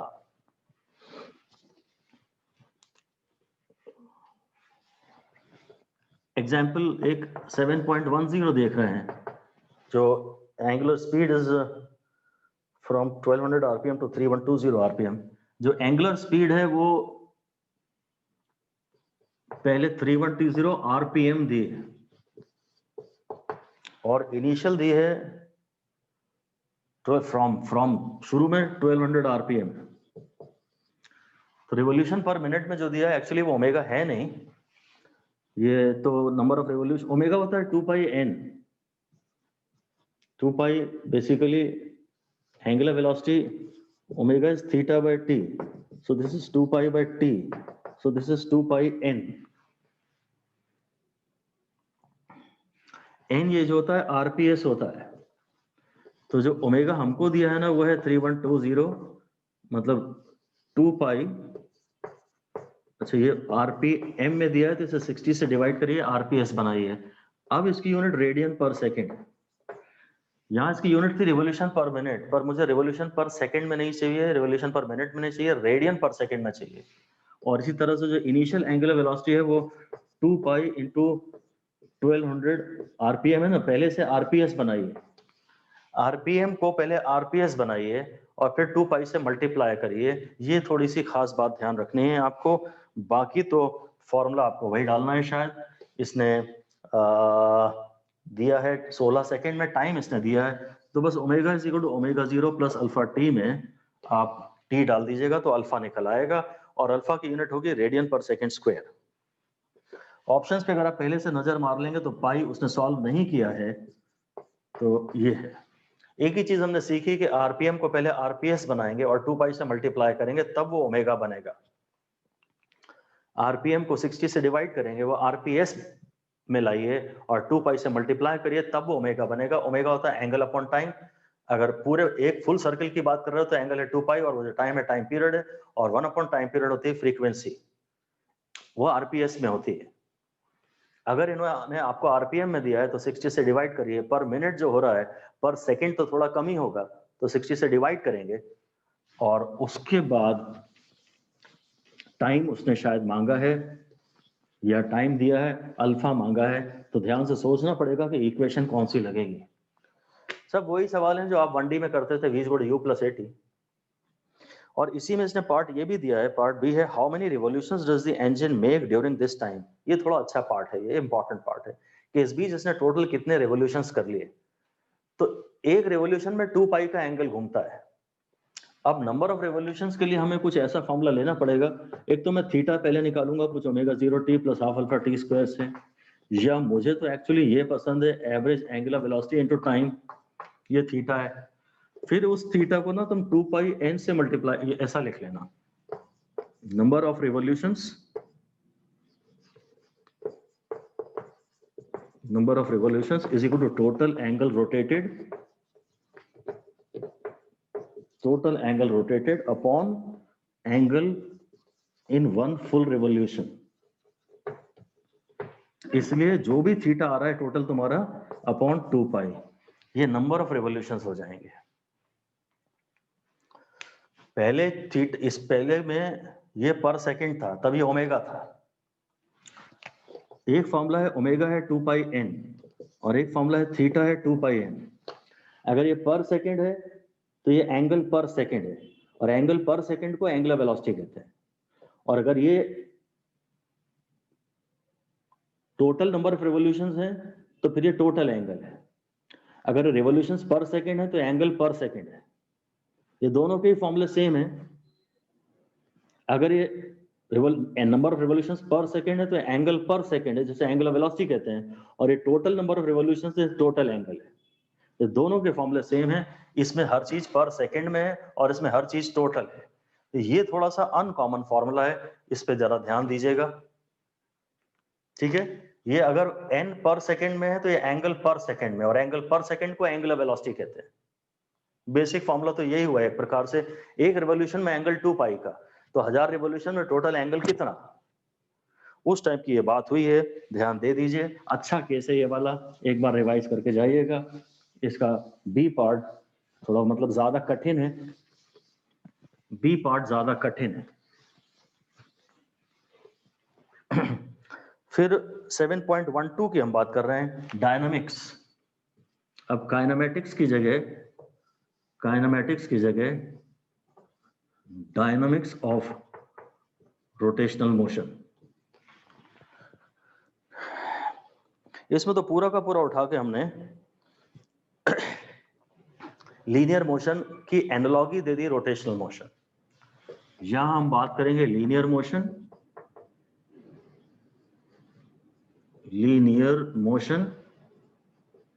और यहां हम बात कर लेंगे रोटेशनल मोशन। और बस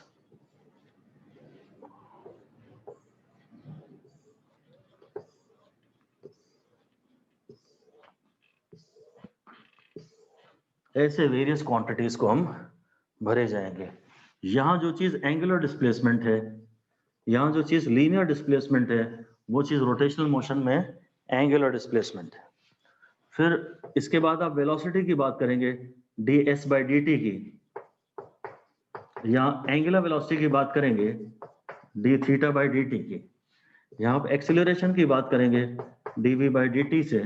यहाँ एंगुलर एक्सेलरेशन अल्फा की बात करेंगे, D omega by D T से। सारे के सारे वेरिएबल्स वैसे ही हैं। यहाँ जो चीज मास है वो यहाँ चीज आई है, मोमेंट ऑफ इनर्शिया। यहाँ एफ का फॉर्मूला एम ए है, और यहाँ टॉर्क का फॉर्मूला आई अल्फा है। इसको आप चाहे तो न्यूटन सेकंड लॉ बोल सकते हैं रोटेशनल मोशन में। जो हैसियत लीनियर मोशन में फोर्स की है, वो हैसियत रोटेशनल मोशन में टॉर्क की है। ये लीनियर एक्सेलरेशन पैदा करता है, ये रोटेशनल एक्सेलरेशन पैदा करता है। मास की जगह आई ले लीजिए और ए की जगह अल्फा ले लीजिए। तो काफी इंपॉर्टेंट फॉर्मूला है, torque is to I alpha. अगर वर्क डन की बात करें तो ये एफ इंटू डी एस होता है, और अगर यहाँ रोटेशनल वर्क की बात करें तो ये टाउ इंटू डी थीटा हो जाएगा। अगर टाउ कांस्टेंट होगा तो tau into theta 2 minus theta 1। अगर वेरिएबल टॉर्क है तो आपको इंटीग्रेट करना पड़ेगा, और वरना टॉर्क इंटू एंगुलर डिस्प्लेसमेंट, ये फोर्स इंटू लीनियर डिस्प्लेसमेंट होता है, ये टॉर्क इंटू एंगुलर डिस्प्लेसमेंट होता है। तो ये इस पे 4 स्टार दे दीजिए, इस पे 2 स्टार दे दीजिए। Torque is equal to I alpha हमें काफी काम आने वाला है। काइनेटिक एनर्जी की यहाँ बात करते हैं, ट्रांसलेटरी हाफ mv स्क्वायर, और बस रोटेटरी काइनेटिक एनर्जी की बात फिर यहाँ हाफ आई ओमेगा स्क्वायर हो जाती है। अच्छा, काइनेटिक एनर्जी का formula P square by 2mv था ना। Kinetic energy half mv square था, ये पी स्क्वायर बाय 2mv था।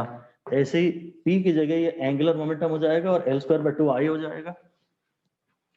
काइनेटिक एनर्जी का formula P square by 2mv होता है, ऐसे यहाँ काइनेटिक एनर्जी का फॉर्मूला एंगुलर मोमेंटम का स्क्वायर बाय 2I भी हो जाएगा। पूरा डायरेक्ट एनालॉगी से ही आप केवल रिलेट करेंगे इनको।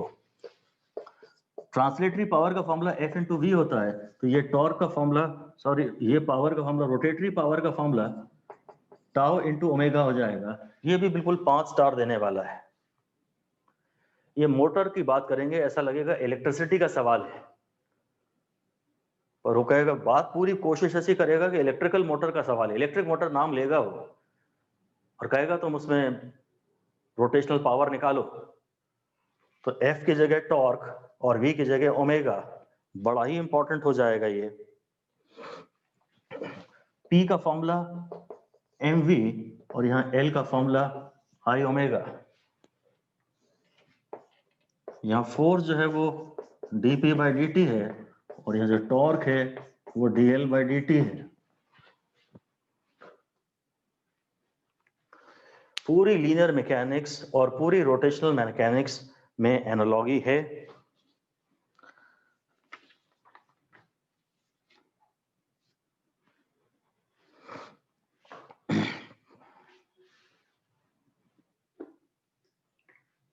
ये काफी बिल्कुल, जितना ज्यादा इस पे आप ध्यान दे सकें, जितना हैबिट में ले आए। ये लीनियर मैकेनिक्स का न्यूमेरिकल आपसे क्यों पूछेगा, जब वही का वही रोटेशनल डायनामिक्स में, रोटेशनल मैकेनिक्स में वही न्यूमेरिकल पूछ सकता है। तो रोटेशन में अगर ये सवाल आपसे बन रहा है, मतलब लीनियर मैकेनिक्स में भी ये सवाल आपसे बन ही जाता। ये काफी इंपॉर्टेंट लिस्ट थी। इससे रिलेटेड थियरी जो एनसीईआरटी में दी गई है वो बिल्कुल पढ़ने की जरूरत नहीं है, बस इन फॉर्मूलों को बहुत अच्छे से बार बार रिवाइज करें। मेरे हिसाब से तो 50 बार, मेरे हिसाब से अलग अलग मौकों पे 2-2 दिन के गैप में 50 बार। ओके, एग्जाम्पल 7.5 ले रहे, 7.15 ले रहे हैं। एग्जाम्पल 7.15, ये एक व्हील है और इस पे एक हम फोर्स लगा रहे हैं 25 न्यूटन का। इस पुली का मास 20 kg है। A cord of negligible mass is wound round this। इसको इसने फ्लाईव्हील कहा है। फ्लाईव्हील का मतलब अगर जरूरत पड़ेगी तो मैं इसे डिस्क लूंगा। फ्लाईव्हील का बस एक ही इंपॉर्टेंट मैसेज होता है, मास 20 kg दी है और रेडियस 20 सेंटीमीटर दिया है। शायद मैं पूरा ही शुरू से इसको 0.2 मीटर ले लूं। कि तो पहला तो कह रहा है कि आप अल्फा निकालिए, एंगुलर एक्सेलरेशन। ये अच्छा सवाल है, बढ़िया सवाल है। सबसे पहले तो torque is F into R, ये टॉर्क है, और बस उसी टॉर्क को आई अल्फा से इक्वेट कर दीजिए। तो F into R is to I alpha. F 25 दिया है, रेडियस ये 2/10 दिया है। I जो है वो हाफ mr² है, क्योंकि ये डिस्क है, मुझे इसे R ही लिखना चाहिए और एक R को काट देना चाहिए। इससे अल्फा का आंसर आ जाएगा। F इंटू आर टॉर्क है, फोर्स इंटू परपेंडिकुलर डिस्टेंस, ये वर्टिकल फोर्स है और ये परपेंडिकुलर डिस्टेंस एक हॉरिजॉन्टल लाइन है। F इंटू आर टॉर्क है और टॉर्क से एंगुलर एक्सेलरेशन पैदा होता है। वहां F को ma कहते हैं या टॉर्क को I अल्फा कहेंगे। I एक डिस्क का है जो कि हाफ mr² है। अल्फा की वैल्यू मुझे निकालनी है, ये पार्ट हो गया। सेकेंड पार्ट कह रहा है work done when 2 metre the cord is unbound. खींचते खींचते यहां से जो रस्सी हमने निकाल दी वो 2 मीटर निकाल दी, 2 मीटर निकाल दी। तो फोर्स पता ही है, फोर्स इंटू डिस्प्लेसमेंट कर लीजिए।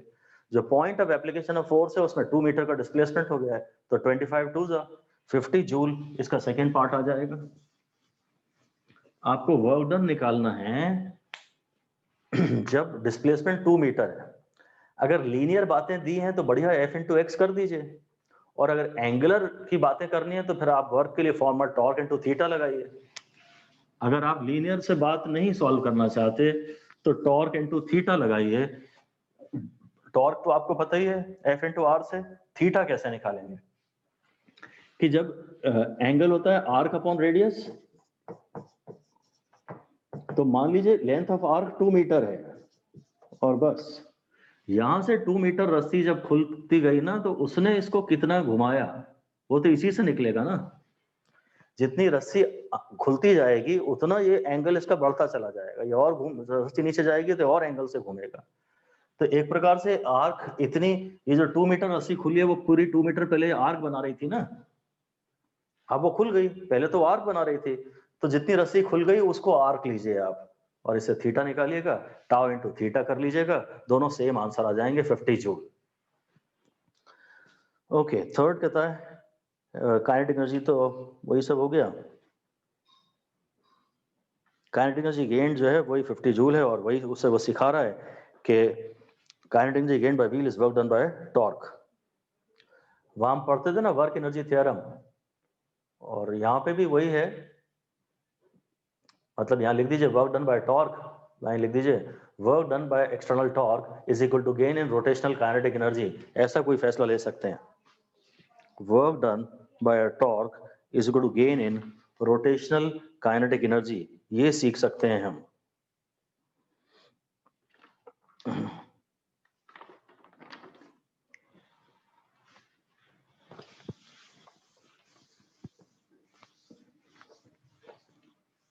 अच्छा था एग्जाम्पल ये,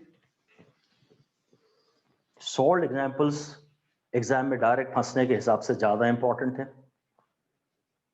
एक्सरसाइजेस तो एनसीईआरटी की थोड़ी सी टफर साइड है, उनमें कॉन्फिडेंस ना हो तो कोई दिक्कत नहीं है। सॉल्व एग्जाम्पल पर सारे आपको याद होने चाहिए, डेटा बदल के भी आ सकता है।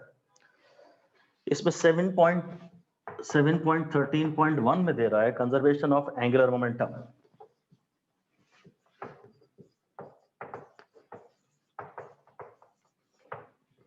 ये तो काफी ज्यादा इंपॉर्टेंट होता है, conservation of angular momentum. Basically torque external is equal to delta L by delta T. मैंने तो बंद कर दिया था, अभी खोल के देख रही हूँ, अभी पढ़ा रहा। ये एक्सटर्नल टॉर्क है वो ये है, और अगर एक्सटर्नल टॉर्क 0 होगी तो डी एल 0 होगा, अरे तो मतलब वही बच्चे अभी तक डेल्टा बैठ एल के 0 लिख होगा, रहे हैं। मतलब एल खैर, फाइनल 2 ही माइनस एल घंटे इनिशियल तो 0 हुए। होगा, तो L final is equal to मैं एल नहीं हूँ, और लोग तो काम आई कर रहे omega is equal to constant. ये है बिल्कुल 5 स्टार वाली हैं। बात। करूंगी, बहुत अच्छा करूंगी, नहीं तो नहीं जो करूंगी। आई ओमेगा है वो कांस्टेंट है, ये काफी ध्यान रख लीजिए।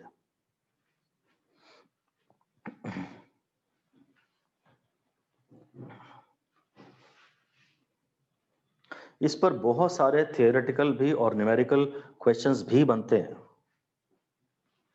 थियोरेटिकल और न्यूमेरिकल क्वेश्चन बहुत सारे बनते हैं, बहुत बेहतरीन बनते हैं, इजी टाइप के जितने भी क्वेश्चन हो सकते हैं। हम M R square omega is a constant type की बात कर सकते हैं, मतलब एम के स्क्वायर, पर चलो आर ले लिया मैंने। अगर m सेम है, if m is same, if m is same then omega proportional to 1 by r square, या सबसे पहले तो ओमेगा प्रोपोर्शनल टू 1 बाय आई कहना चाहिए मुझे, क्योंकि आई ओमेगा कांस्टेंट है। इसके न्यूमेरिकल्स किस टाइप के बनेंगे वो देख लीजिए।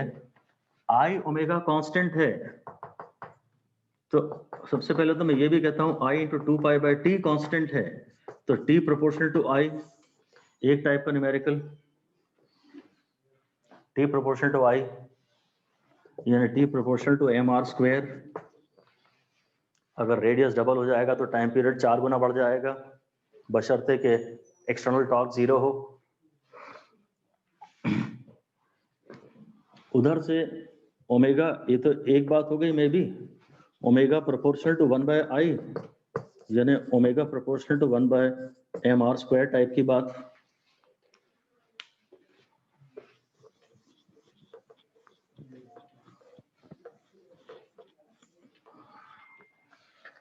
कभी m वेरिएबल है, कभी m वेरिएबल है तो omega 1 by omega 2 is equal to m2 by m1 type की बात। कभी r भी वेरिएबल हो सकता है।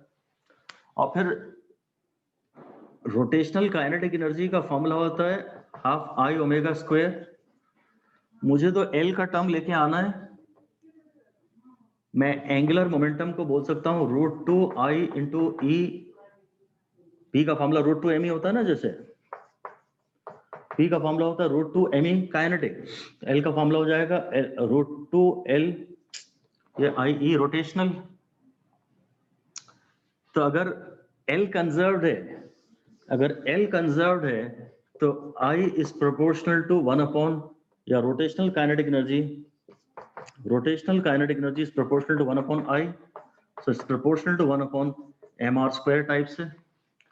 तो या तो ये m चेंज करेगा और r चेंज करेगा, या टाइम पीरियड मांग सकता है, या ये ओमेगा मांग सकता है, या ये रोटेशनल काइनेटिक एनर्जी मांग सकता है।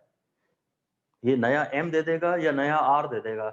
यूजुअली वो किसी एक को कांस्टेंट रखता है। तो टाइम पीरियड भी मांग सकता है, एंगुलर वेलोसिटी भी मांग सकता है, और रोटेशनल काइनेटिक एनर्जी के बारे में भी बातें कर सकता है। ये बहुत सारे न्यूमेरिकल इसमें से इजी लेवल के इससे संबंधित आपको कर लेने चाहिए।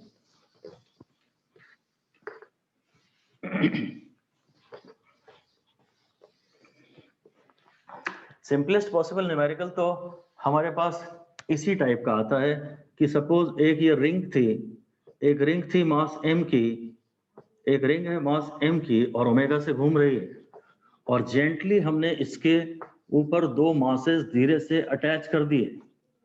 तब कहता है ओमेगा डैश बताइए। जेंटली दो मास और अटैच कर दिए, और जेंटली का मतलब होता है आपने टॉर्क नहीं लगाई। तो इसमें चूंकि टॉर्क नहीं लगाई तो आई ओमेगा कांस्टेंट है, और आई ओमेगा कांस्टेंट है तो ओमेगा प्रोपोर्शनल टू 1/i है, यानी ओमेगा प्रोपोर्शनल टू 1/m है। आर तो सेम ही है। तो बेसिकली मैं तो चलो ये लिख रहा हूं m1 omega 1 is equal to m omega 1 is equal to m plus 2m omega 2, ऐसा लिखूंगा मैं। आई की जगह मैं लिख रहा हूं mr square omega is a constant, और r के बारे में कोई जानकारी है नहीं, मतलब इसका मतलब r कांस्टेंट है, तो m ओमेगा कांस्टेंट है। m ओमेगा कांस्टेंट है तो m1 omega 1 is equal to m2 omega 2।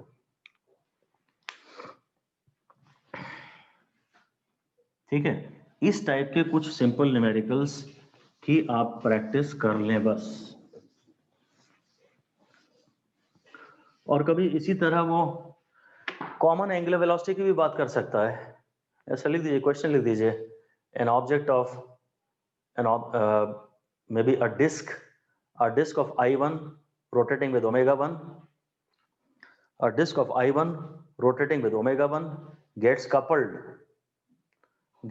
with another disk of I2 rotating with omega 2, gets coupled with a disk of I2 rotating with omega 2, full stop. Due to frictional torque, one disk accelerates and the other retards. One disk accelerates and the other retards till both move with common angular velocity.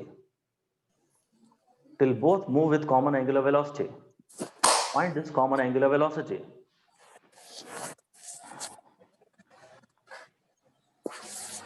तो लिख दीजिए solution में frictional torque is an internal torque, frictional torque internal torque है, and will not affect the angular momentum of the system, which depends only on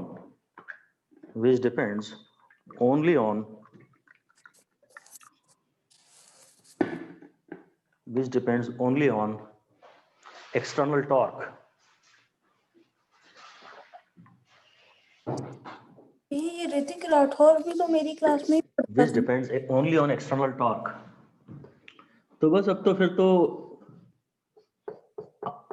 पूरे system का पहले momentum ये था, दोनों का मिला के एंगुलर मोमेंटम, और बाद में ये है I1 plus I2 into omega common.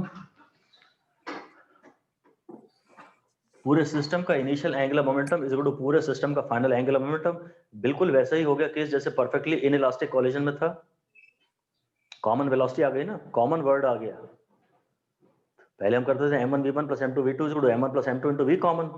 आज इस तरह से कॉमन एंगुलर वेलोसिटी निकालेंगे I1 omega 1 plus I2 omega 2 upon I1 plus I2, ये हो जाएगा। और इसमें लॉस ऑफ काइनेटिक एनर्जी का भी फॉर्मूला वैसा ही आ जाएगा।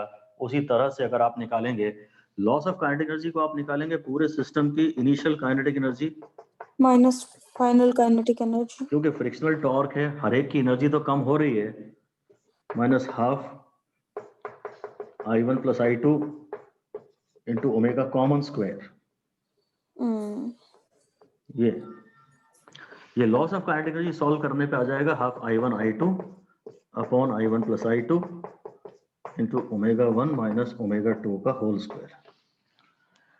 परफेक्टली इन इलास्टिक कॉलिजन में जैसा कि लॉस ऑफ काइनेटिक एनर्जी का फॉर्मूला आता है वैसा ही अभी भी आ जाएगा। ये शायद थोड़ा सा डीप हो रहा है, थोड़ा ज्यादा एडवांस्ड हो रहा है, कर लें तो अच्छा है, बेसिक्स तो क्लियर रख ही लें। फ्रिक्शनल टॉर्क इंटरनल टॉर्क है, वो सिस्टम के एंगुलर मोमेंटम को डिस्ट्रॉय नहीं करेगी।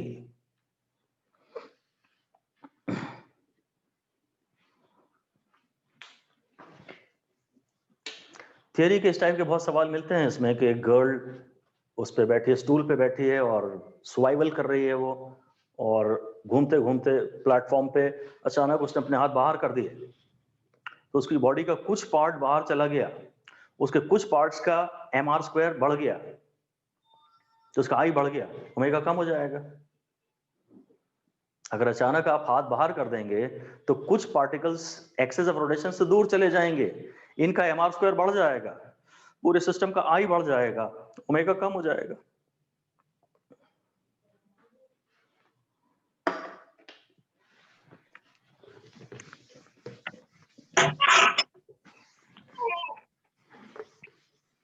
इसने एक डायग्राम में एक्रोबैट की बात की है कि एक डायग्राम में एक्रोबैट जो है वो अपनी बॉडी मोड़ लेता है। मैं उसको स्विमिंग पूल के एग्जांपल से लेके देता हूँ कि स्विमिंग पूल पे डाइविंग बोर्ड पे आप खड़े हैं और आप हिम्मत जुटा रहे हैं डाइव करने की।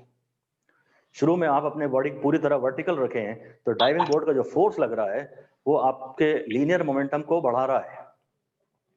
फिर जब सफिशिएंट हिम्मत आ जाती है तो आप अपनी बॉडी को थोड़ा टिल्ट कर लेते हैं। जब आप बॉडी को थोड़ा टिल्ट कर लेते हैं तो आपकी सीजी बाहर आती है और आपका जो फोर्स लग रहा है डाइविंग से बोर्ड का वो इधर लग रहा है, और इनमें सीजी में थोड़ा डिस्टेंस है इनकी लाइन ऑफ एक्शन में, तो टॉर्क लगती है। तो डाइविंग बोर्ड जैसे ही आप छोड़ते हैं तो आपके अंदर एक टॉर्क लग रही है, तो एंगुलर मोशन हो रहा है, और एंगुलर मोशन के कारण आप इस तरह से स्विमिंग पूल में गिरने वाले हैं। वाइल इन एयर आप अपनी बॉडी की गठरी बना लेते हैं, हाथ और पैर अंदर खींच लेते हैं। क्योंकि आप हाथ पैर अंदर खींच लेते हैं तो आपकी बॉडी के बहुत सारे पार्टिकल एक्सेस के करीब आ जाते हैं, तो पूरे सिस्टम का mr² कम हो जाता है, समेशन ऑफ mr² कम हो जाता है, क्योंकि कुछ पार्टिकल एक्सेस के करीब आ गए हैं, तो आई कम हो जाता है, तो ओमेगा बढ़ जाता है। और अगर ओमेगा बढ़ जाता है तो एक सर्किल पूरा लगाने में टाइम कम लगता है, तो जितनी देर में आप नीचे गिरते हैं उतनी देर में आप कई चक्कर लगाते हुए नीचे गिरते हैं, एक्रोबैटिक्स हो जाता है।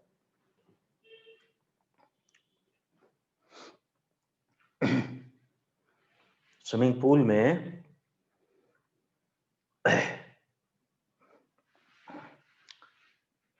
अगर आप डाइविंग बोर्ड छोड़ने के बाद जब आपकी बॉडी एयर में है तब बाहर से तो कोई टॉर्क आ नहीं रही, ग्रेविटी का जो फोर्स है वो तो सीजी से ही गुजर रहा है, तो उसकी भी टॉर्क जीरो है। एक ही फोर्स है आपके ऊपर जब आप हवा में हो, वो है ग्रेविटी का फोर्स, तो टॉर्क जीरो, क्योंकि ग्रेविटी का फोर्स तो एक्सेस से ही गुजर रहा है ना, जिस एक्सेस के अबाउट आप घूम रहे हो। और तब अगर आपने अपनी बॉडी की गठरी बना ली, हाथ पैर अंदर खींच लिए, तो कुछ पार्टिकल्स एक्सेस के करीब आ गए, उनका mr² कम हो गया, आई कम हो गया, तो ओमेगा बढ़ जाएगा। आप कई चक्कर लगा के डाइविंग उसमें गिरेंगे आप स्विमिंग पूल में। एक्रोबैट का यही डायग्राम उसने बना करके दिया है, इसलिए इसको मैंने डिस्कस कर लिया। शायद मेन बात यह है कि जब वो हवा में है तो ग्रेविटी की टॉर्क जीरो है, वो लिख दीजिए। When a person on a swimming pool, diving board in a swimming pool jumps and is in air, जब वो एयर में है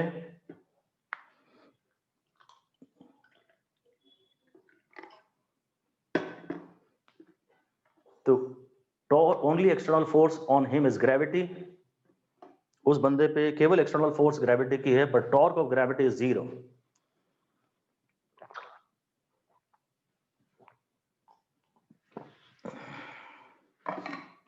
Because the line of action of this force passes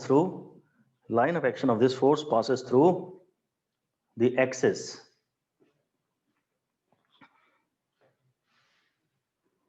of rotation.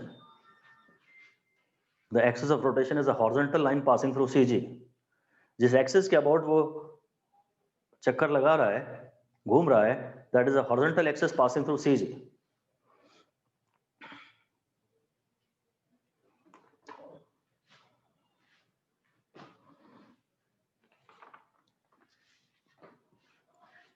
बस एक लास्ट लाइन और लिख दीजिए इसमें आप, इसको कहीं थियोरी में एक लाइन लिखी है उसने, पॉइंट्स टू पॉइंटर में भी दिए, अलग से एक स्टार लगा के लिख दीजिए. डिस्कशन तो हमारे समाप्त हो चुके हैं, अलग से एक डिस्कशन ले दीजिए और लिखिए L and omega are not